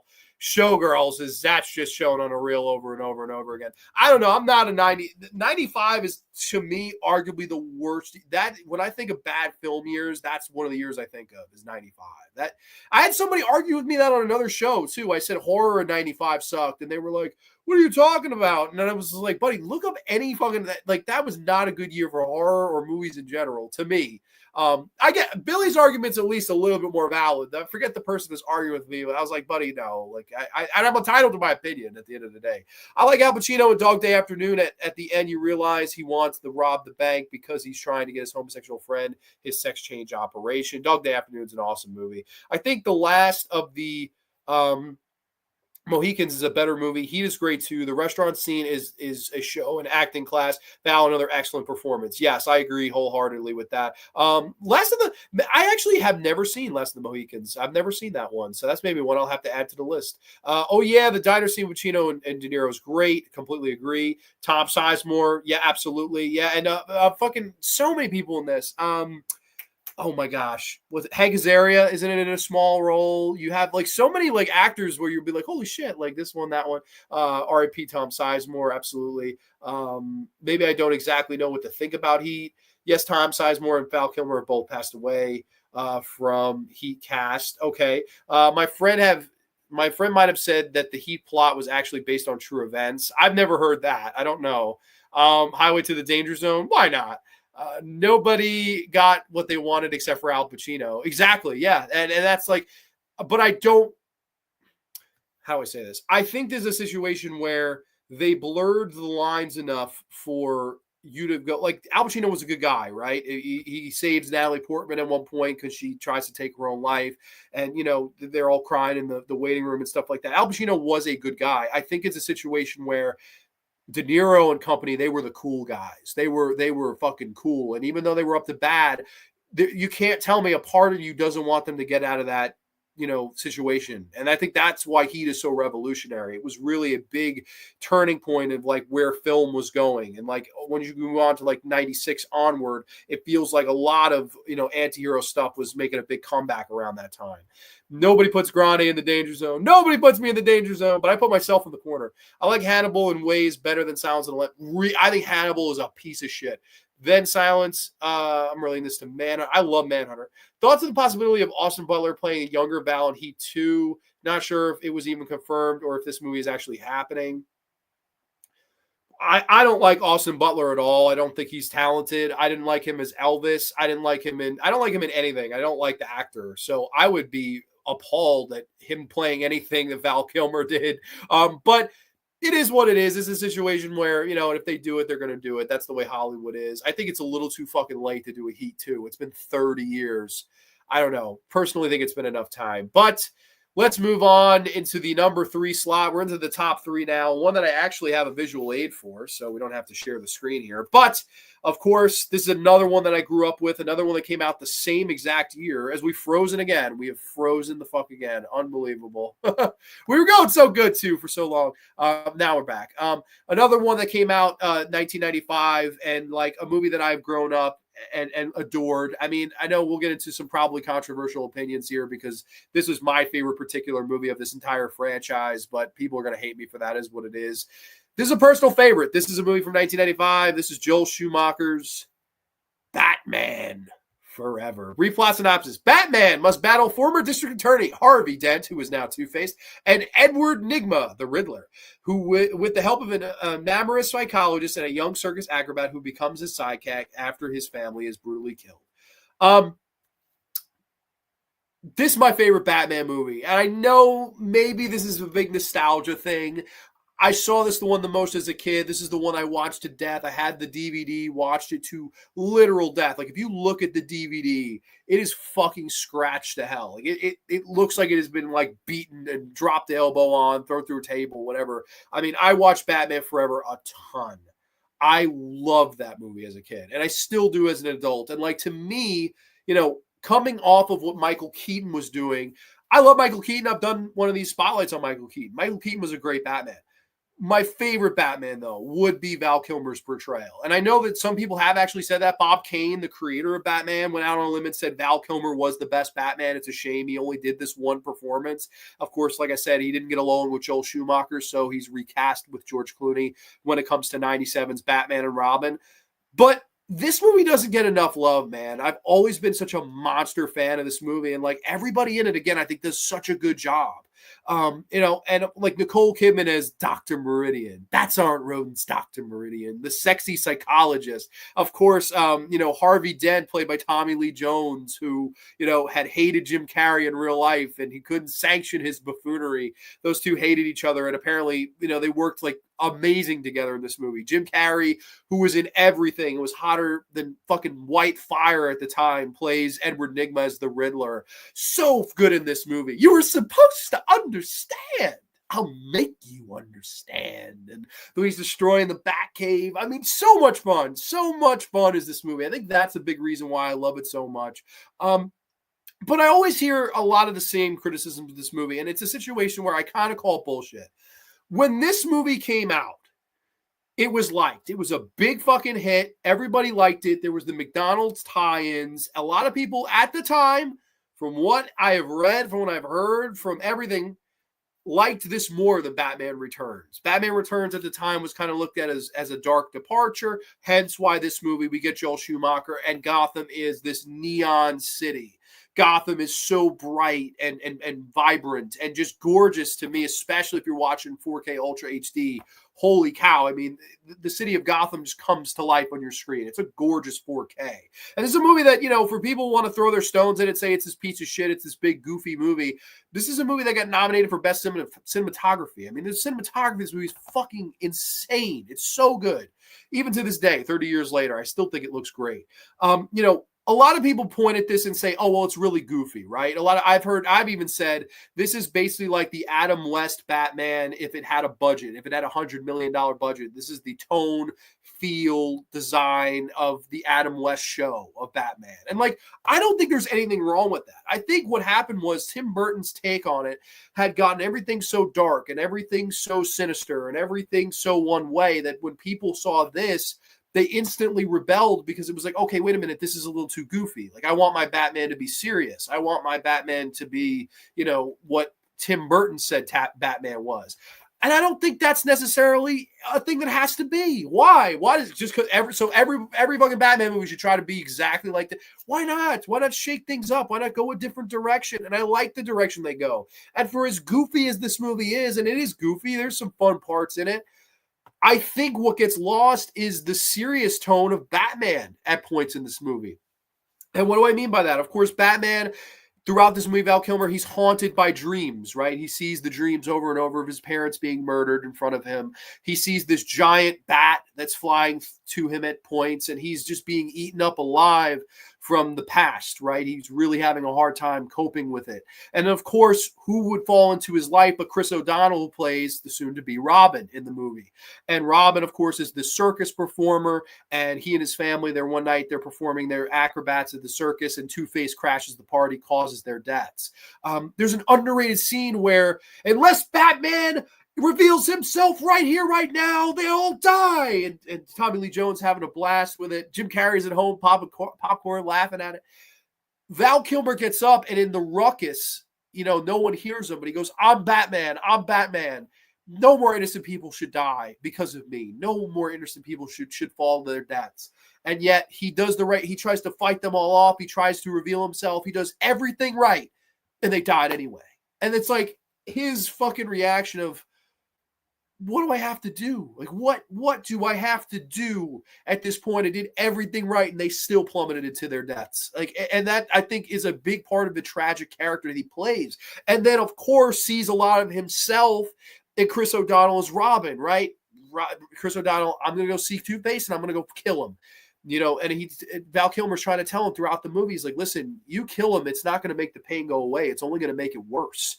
And he has this whole lecture to him in the Batcave. He says, listen, you'll go out and you'll kill Two-Face, and it'll feel great. It'll be a rush until you go to sleep that night. And then you'll want another kill. And then you'll want another. And then you'll want another. And then you'll realize that your whole entire life has been based off revenge. It's been based off a sick, cruel thing that you want and desire. And you are not proud of the person that you look in the mirror every day at now. Now you've become just as bad as the thing you were hunting. And I love that Val tries to have him hear this. And he says, well, you can't relate to me, Bruce. You can't relate to me because your fucking parents weren't killed by a maniac. And he's like, that's where you're wrong. They were. Like you are me. You are me, kid. And then, of course, that's why Robin wants to team up. If I'm you, we got to team up. We've got to be Batman and Robin. Of course, Val is not wanting to do that. He doesn't want him to be in the picture. He wants to stay away and kind of hope that he has a better life. And, of course, sometimes our destiny, our fates choose us. And thus he has to embrace him. And Batman and Robin kind of, team up together and, of course, hunt down the Riddler and Two-Face. I love that. I love the performance from Val Kilmer here. I think as Bruce Wayne, he's great. He's the most non-egotistical Bruce Wayne. Like Christian Bale played Bruce Wayne great, right? Where he's so egotistical and I'm rich and here's my house and I don't give a shit. Like he played a more egotistical, suave Bruce Wayne. Val Kilmer took away the ego. I liked that.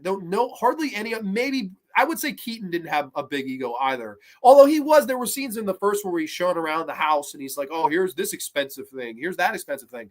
Val didn't do any of that. Val is just like very fucking not egotistical. It's just all about he's a good guy. Like even when Edward Nygma, he comes up to him and presents, oh, what's on all our minds? Brainwaves, sexual fantasies, and the little white lies. I love that whole, he's trying to sell it to him. And, Val Kilmer's like, it raises a lot of questions, but if you want to work with this, like have a report on my desk for Monday. He doesn't shut him down. He's not a dick. He doesn't do anything wrong. But again, fucking the Riddler, you were supposed to understand. I'll make you understand. He goes on this whole rampage. Really good. I love this movie. I've reviewed this movie before on the channel. It is my favorite Batman movie.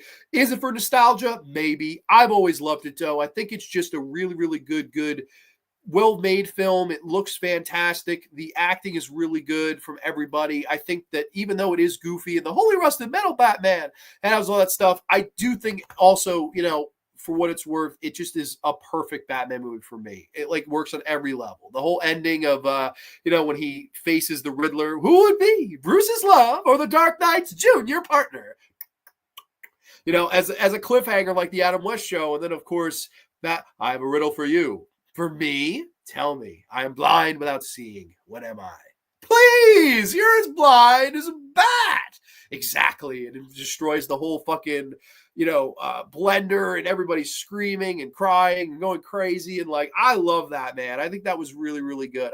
I like the whole tragic character that he plays in this movie. The guy that's trying to get over everything, the guy that is doing everything right, but everything's going wrong. And then, of course, by the end, you have to embrace the help with you because your fate chooses us, and I think that was a really nice thing. And, it's a shame that Val Kilmer and Joel Schumacher didn't get along. It is a shame to hear that. And this was the only time in The Son he did get to play this character.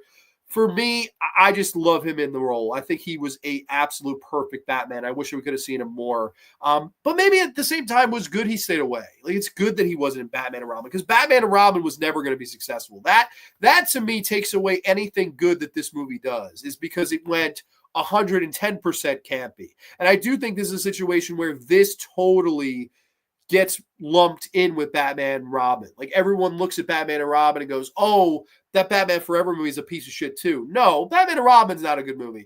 Doesn't mean this is a bad movie, because it didn't push the envelope with the camp far as Batman and Robin did. Like, there's actually some serious stuff in this, and I thought it was all well done. So Batman Forever is one that I've always loved ever since I'm a kid. I really, really like it.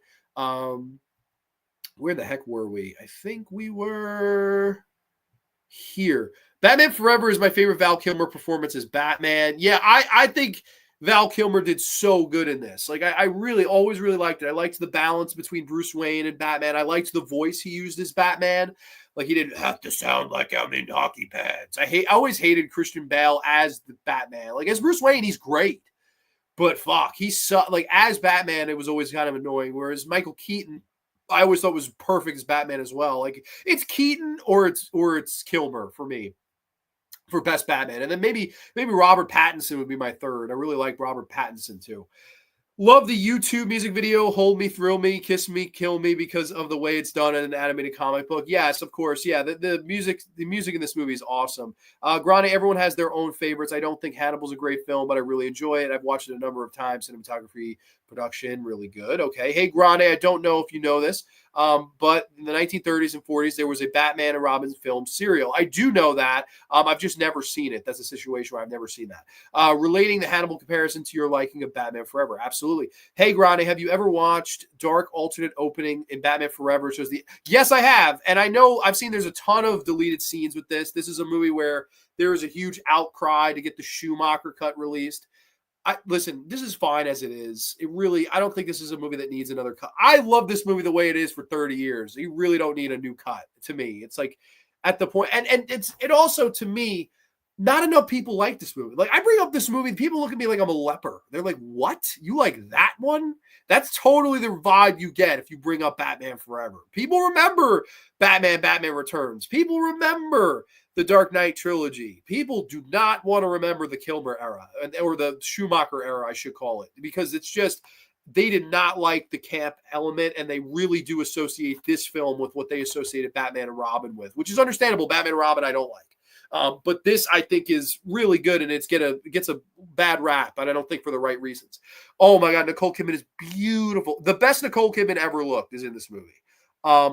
Yeah, I would agree. Yeah, like, I know a lot of people go crazy for Pfeiffer, and I love Pfeiffer too. Don't get me wrong. Michelle Pfeiffer's a beautiful lady. But give me Nicole Kidman as Dr. Meridian. That's Art Roden's Dr. Meridian, though. Oh, my God, when she's, like, kickboxing and shit. Oh, Then there's the whole scene with the badass. Like he goes, she uses the bat signal as a beeper. He goes, the bat signal is not a beeper, Dr. Meridian. And she's in her fucking nightie. Like, dude, when you're 6, 7 years old seeing that, I was a little kid. I was going nuts. I was like, let's fucking go. This crazy bitch used the bat signal as a fucking booty call. I love it, and the let's get drive through. I like the humor of the movie, but I get it. People do not fucking like this movie. Like, this movie is fucking hated, man. Is what it is. I love it. Get off YouTube right now, you son of a bitch. Yeah, I've dishonored YouTube's name. Speaking of Adam West, there's the episode of the Batman animated series which focused on the 1940 film serial called Gray Ghost, and Adam West had played the role. Very cool. I'm Batman. No, I'm Batman. I'm Batman. Comparing it to the end of Spartacus. No, I'm Batman. I'm Spartacus. Edward Nygma is someone who wants the recognition. When Bruce rejects his 3D TV invention, all that goodness just dies within him. Yes, that's a great point. And like, Jim Carrey has gotten so much criticism for this role. And I mean, I think, to me, if anyone criticized Jim Carrey for this role, you've not seen Frank Gorshin as the fucking Riddler. Like, I know for a fact, a big criticism Jim Carrey gets is, you were more like the Joker. You were the Riddler costume, the Riddler hair, the Riddler cane, but you were playing fucking the Joker. That's a lot of people throw that at him. No fucking way. Watch Frank Gorshin in one episode of the Adam West Show and tell me he was playing the fucking. Come on. It's just, I hate that criticism because it's so false. It's like, so you clearly, if someone makes that criticism, I immediately go, they don't fucking know their shit. That's just, I don't know, pet peeve. I like Christian Bale's Batman. I like him as Bruce Wayne. As Batman, this city just showed you that this town is willing to believe it. Fuck him. Oh my God, with your fucking raspy ass voice. Oh, well, it's not believable if he doesn't change. Fuck that. Val Kilmer was believable. There was no way I would have known it was him. He did the voice. Batman Begins and Dark Knight are my favorite Batman films. Is the one I've seen. Really, Batman Begins I can't stand. Dark Knight is good. Dark Knight is well done. The Batman wasn't bad either. The Batman was pretty good. I liked the Batman as well. Before Christian Bale, he was Batman in a very underrated movie in the 80s called The Land of Far Away, where he played this prince fighting against evil Black Knight. Will you be on the next stream Thursday? Some bat time, same bat day? No, man. Let's see. Another funny scene in Batman Forever is when Alfred is trying to tell Bruce that Dick Grayson has taken the Batmobile. No, sir. The other car. Bentley? The other car. I love that. I think that's great too. I don't know. I throw your stones. I like this movie. I like Bale as Batman Grande. Another YouTube friend agrees with you that Bale is not good as Batman. Keaton is awesome. Yeah, I'm a leper. Yeah, hell yeah, man. Gilbert Grande does Gilbert Gottfried as Batman.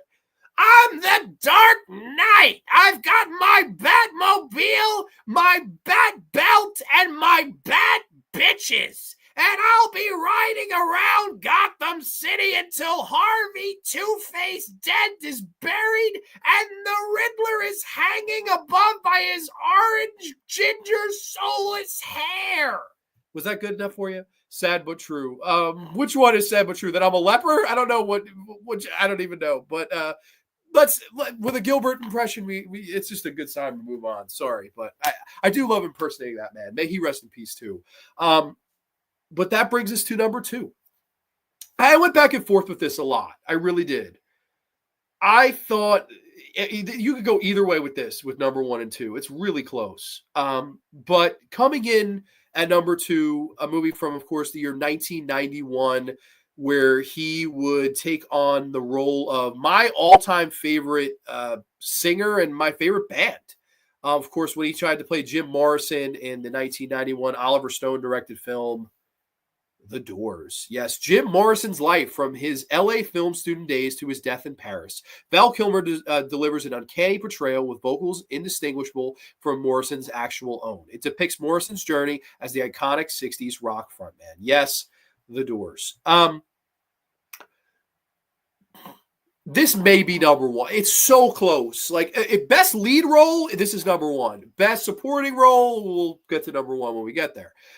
I think he's so good in this role. And like, this is a situation where the Doors have been my favorite band again since I'm a young kid. Like, I always loved the Doors. And like, when young John Grande found out that Val Kilmer was the guy who played Jim Morrison when they finally did the Doors biopic, I mean, take my money. You couldn't have taken my money any quicker than that. I was so excited to see what Val Kilmer could do in a role like this. I was like, holy cow, like, he looks a lot like him. Like, I got to go see this movie. And I saw it. I was fucking blown away. Like, even at a young age, I was like, wow, like, I don't know if there's any person alive that could have made a better Doors biopic than fucking Oliver Stone did at this time. This was the same year as JFK, which got all sorts of award nominations. This, unfortunately, was sort of buried, got mediocre reviews, things like that. And of course, this is a few years before Natural Born Killers, where Oliver Stone just went so fun and avant-garde and colorful and things like that. I think a lot of that starts here, if you look at the film and how it's directed and a lot of its psychedelic nature. And what better to do when it comes with psychedelic nature than the Doors, who were the quintessential psychedelic rock band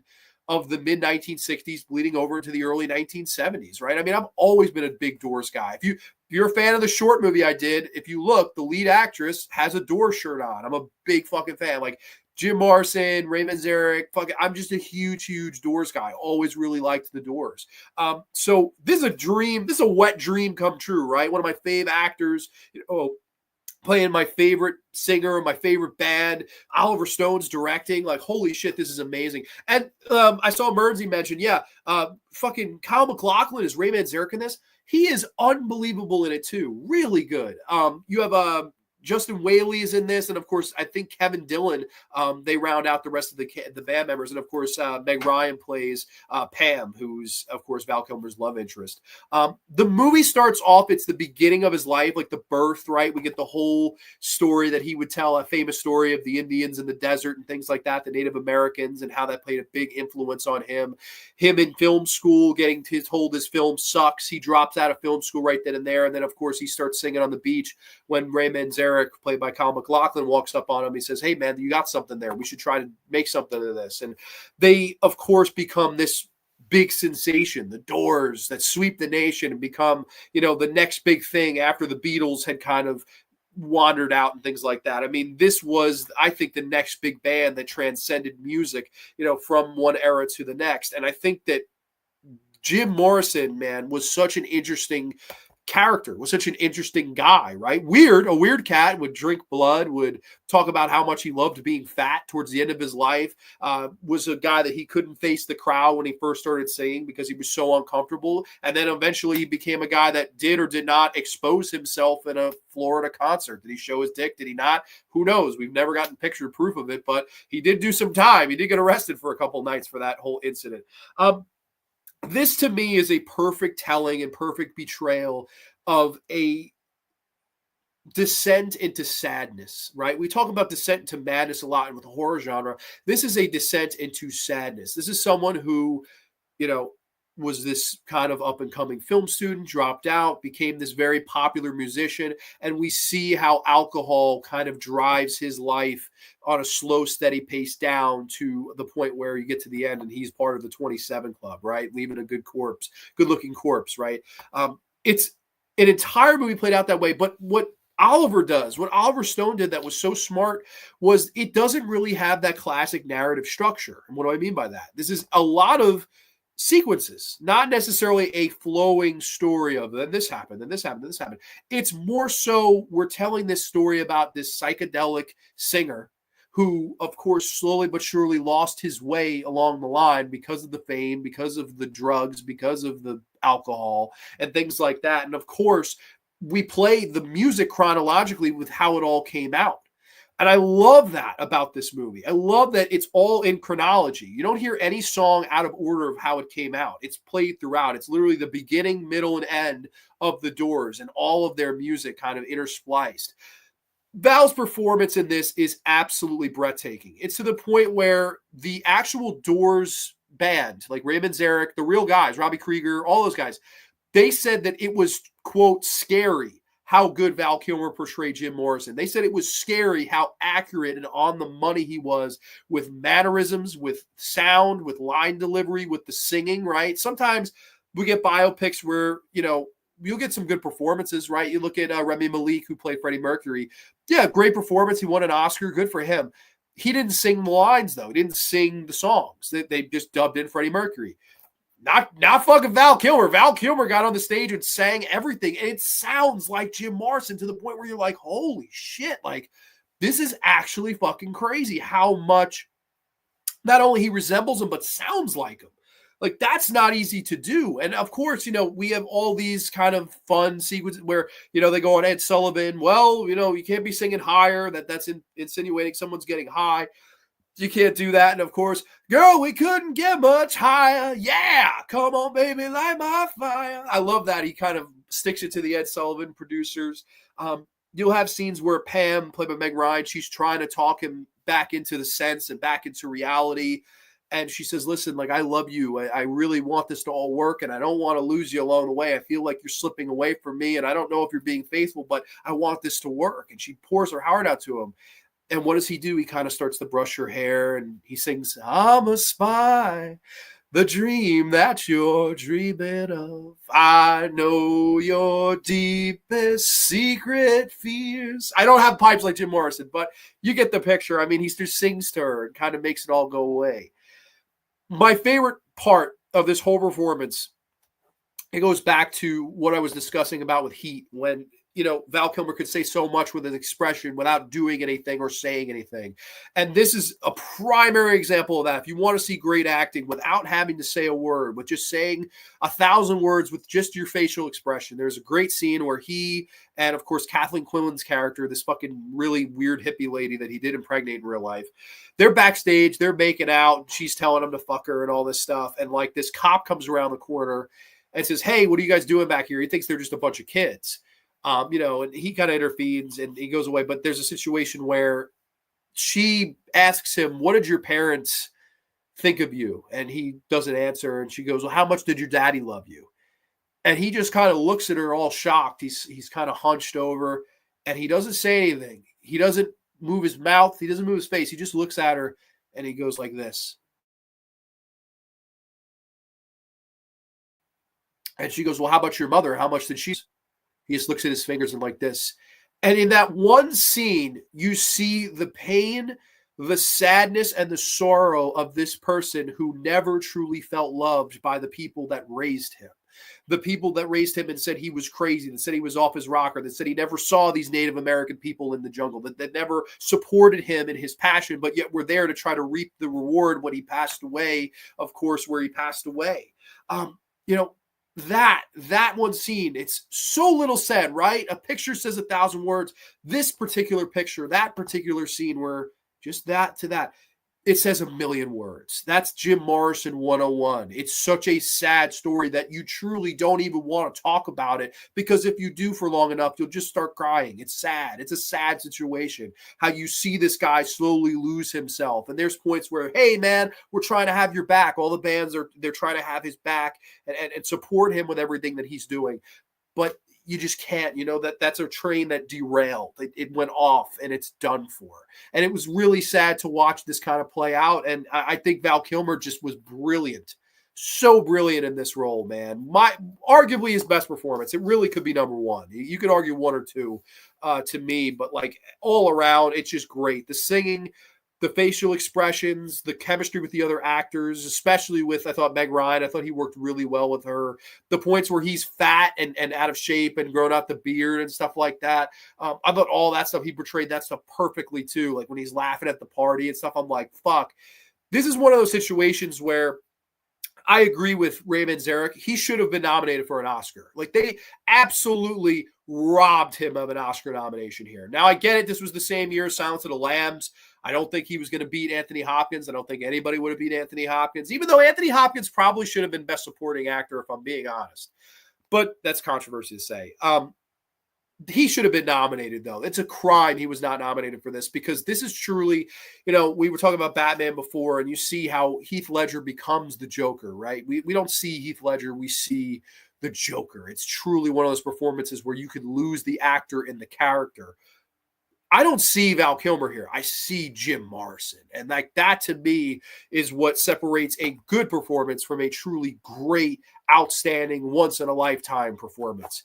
It's roles like this. It's roles like Jim Morrison. I mean, exactly. It's that confusing. It's Val Kilmer as Jim Morrison in Oliver Stone's The Doors.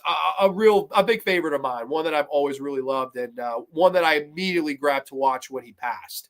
It was this. I watched this in Batman Forever back-to-back nights when he passed. I immediately wanted to watch with him, or those movies with him, I should say. Let's see where we were. A lot of more comments on this one. Grande as Gilbert. Yep. Fantastic. The Doors. When the stream is over, turn off the computer. Yeah.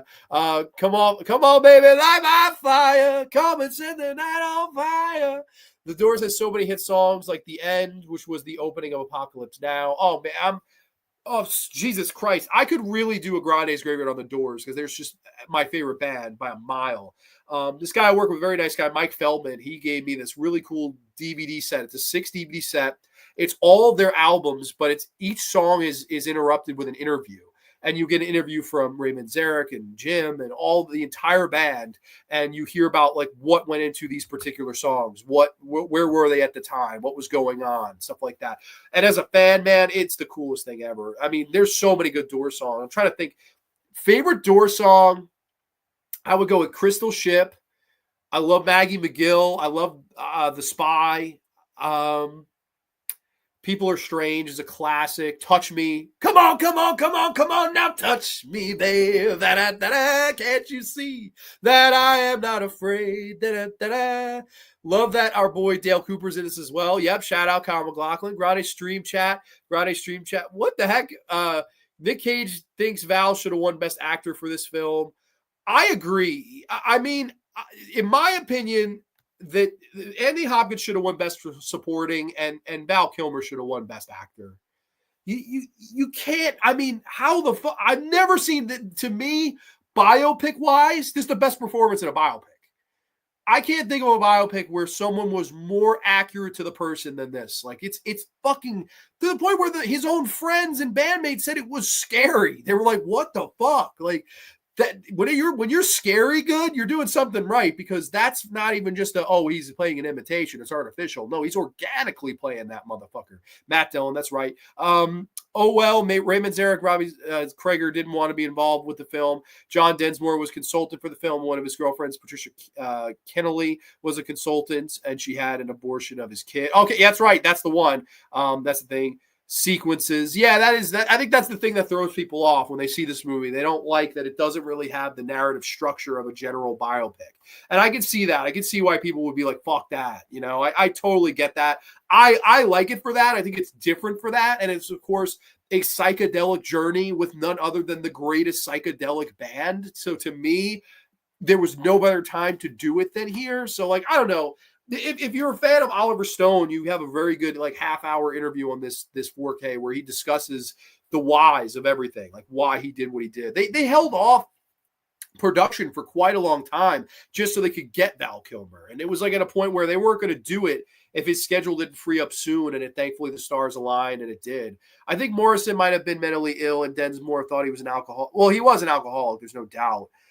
Was he mentally ill? I don't know. I think he was just a weird cat. I think Jim Morrison was just a really weird guy and into weird things. And of course, once a weird person is exposed and gets all these, bright lights and fame and money thrown at them, you will lose who you really are. You'll become somebody else. You will let the alcohol take over and pilot your body. And that's kind of what happened, I think, with Jim Morrison. I think it was a situation where, whatever happened, I know there was never an autopsy. It sounds like he may have overdosed, but he wasn't known for taking drugs really. Pam eventually ODs, but it's a situation where he was more of an alcoholic than a drug addict, even though he did do drugs occasionally. But yeah, no, it is interesting looking back. Hey, Grant, if you ever watched that movie, The Rose, the way the movie is sort of based on the life of Janis Joplin, is also very touching because of how I mean, Janis is another great. I really like Janis Joplin. I mean, that era of music, it's funny. For someone, I've never taken a drug in my life, I love that era of music. I love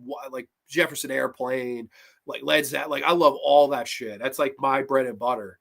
Yet it's like all considered psychedelic drug music, which is the one I don't do any of that. So it's funny. Here, Kilmer told Oliver Stone he actually wanted to sing the songs. Yes, Grande, I've seen that Ed Sullivan Light My Fire. He doesn't. He doesn't do any of that. It was all made up for the movie, but still. Quinlan plays Patricia Kennedy. She died a few years back, and Manzarek died at least 10 years ago from cancer. That's right. What's up, Grande? Just got back from the theater. Happy to catch the show. Ghostface Brett's in the house. Welcome, Brett. Hope all's well with you. Okay, we got a bunch of other. What's up? Yet happens. Actors get robbed of winning Oscars. I just think at least he should have been nominated. Like if you nominate him, we can do that.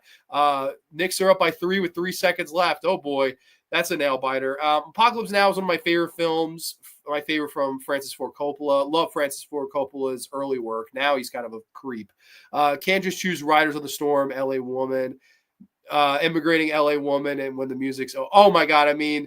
They made so many great songs. Those would be the ones I mentioned are awesome, though. I like the Unknown Soldiers and 5-2-1, baby, 1 and 5. Da-da-da. No one here gets out alive. Yeah, a lot of great Doors songs. Let's see. Love the 60s and 70s rock. Totally with you. And I love this movie. The Doors, awesome stuff. That brings us to the final movie of the evening, the number one movie of Val Kilmer's entire career. One that I think after a debate of my mind, I was like, man, this is really, really close of what should be number one.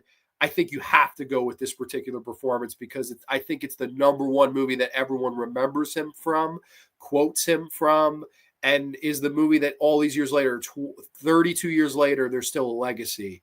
And of course, that's Tombstone. Yes, Tombstone from 1993.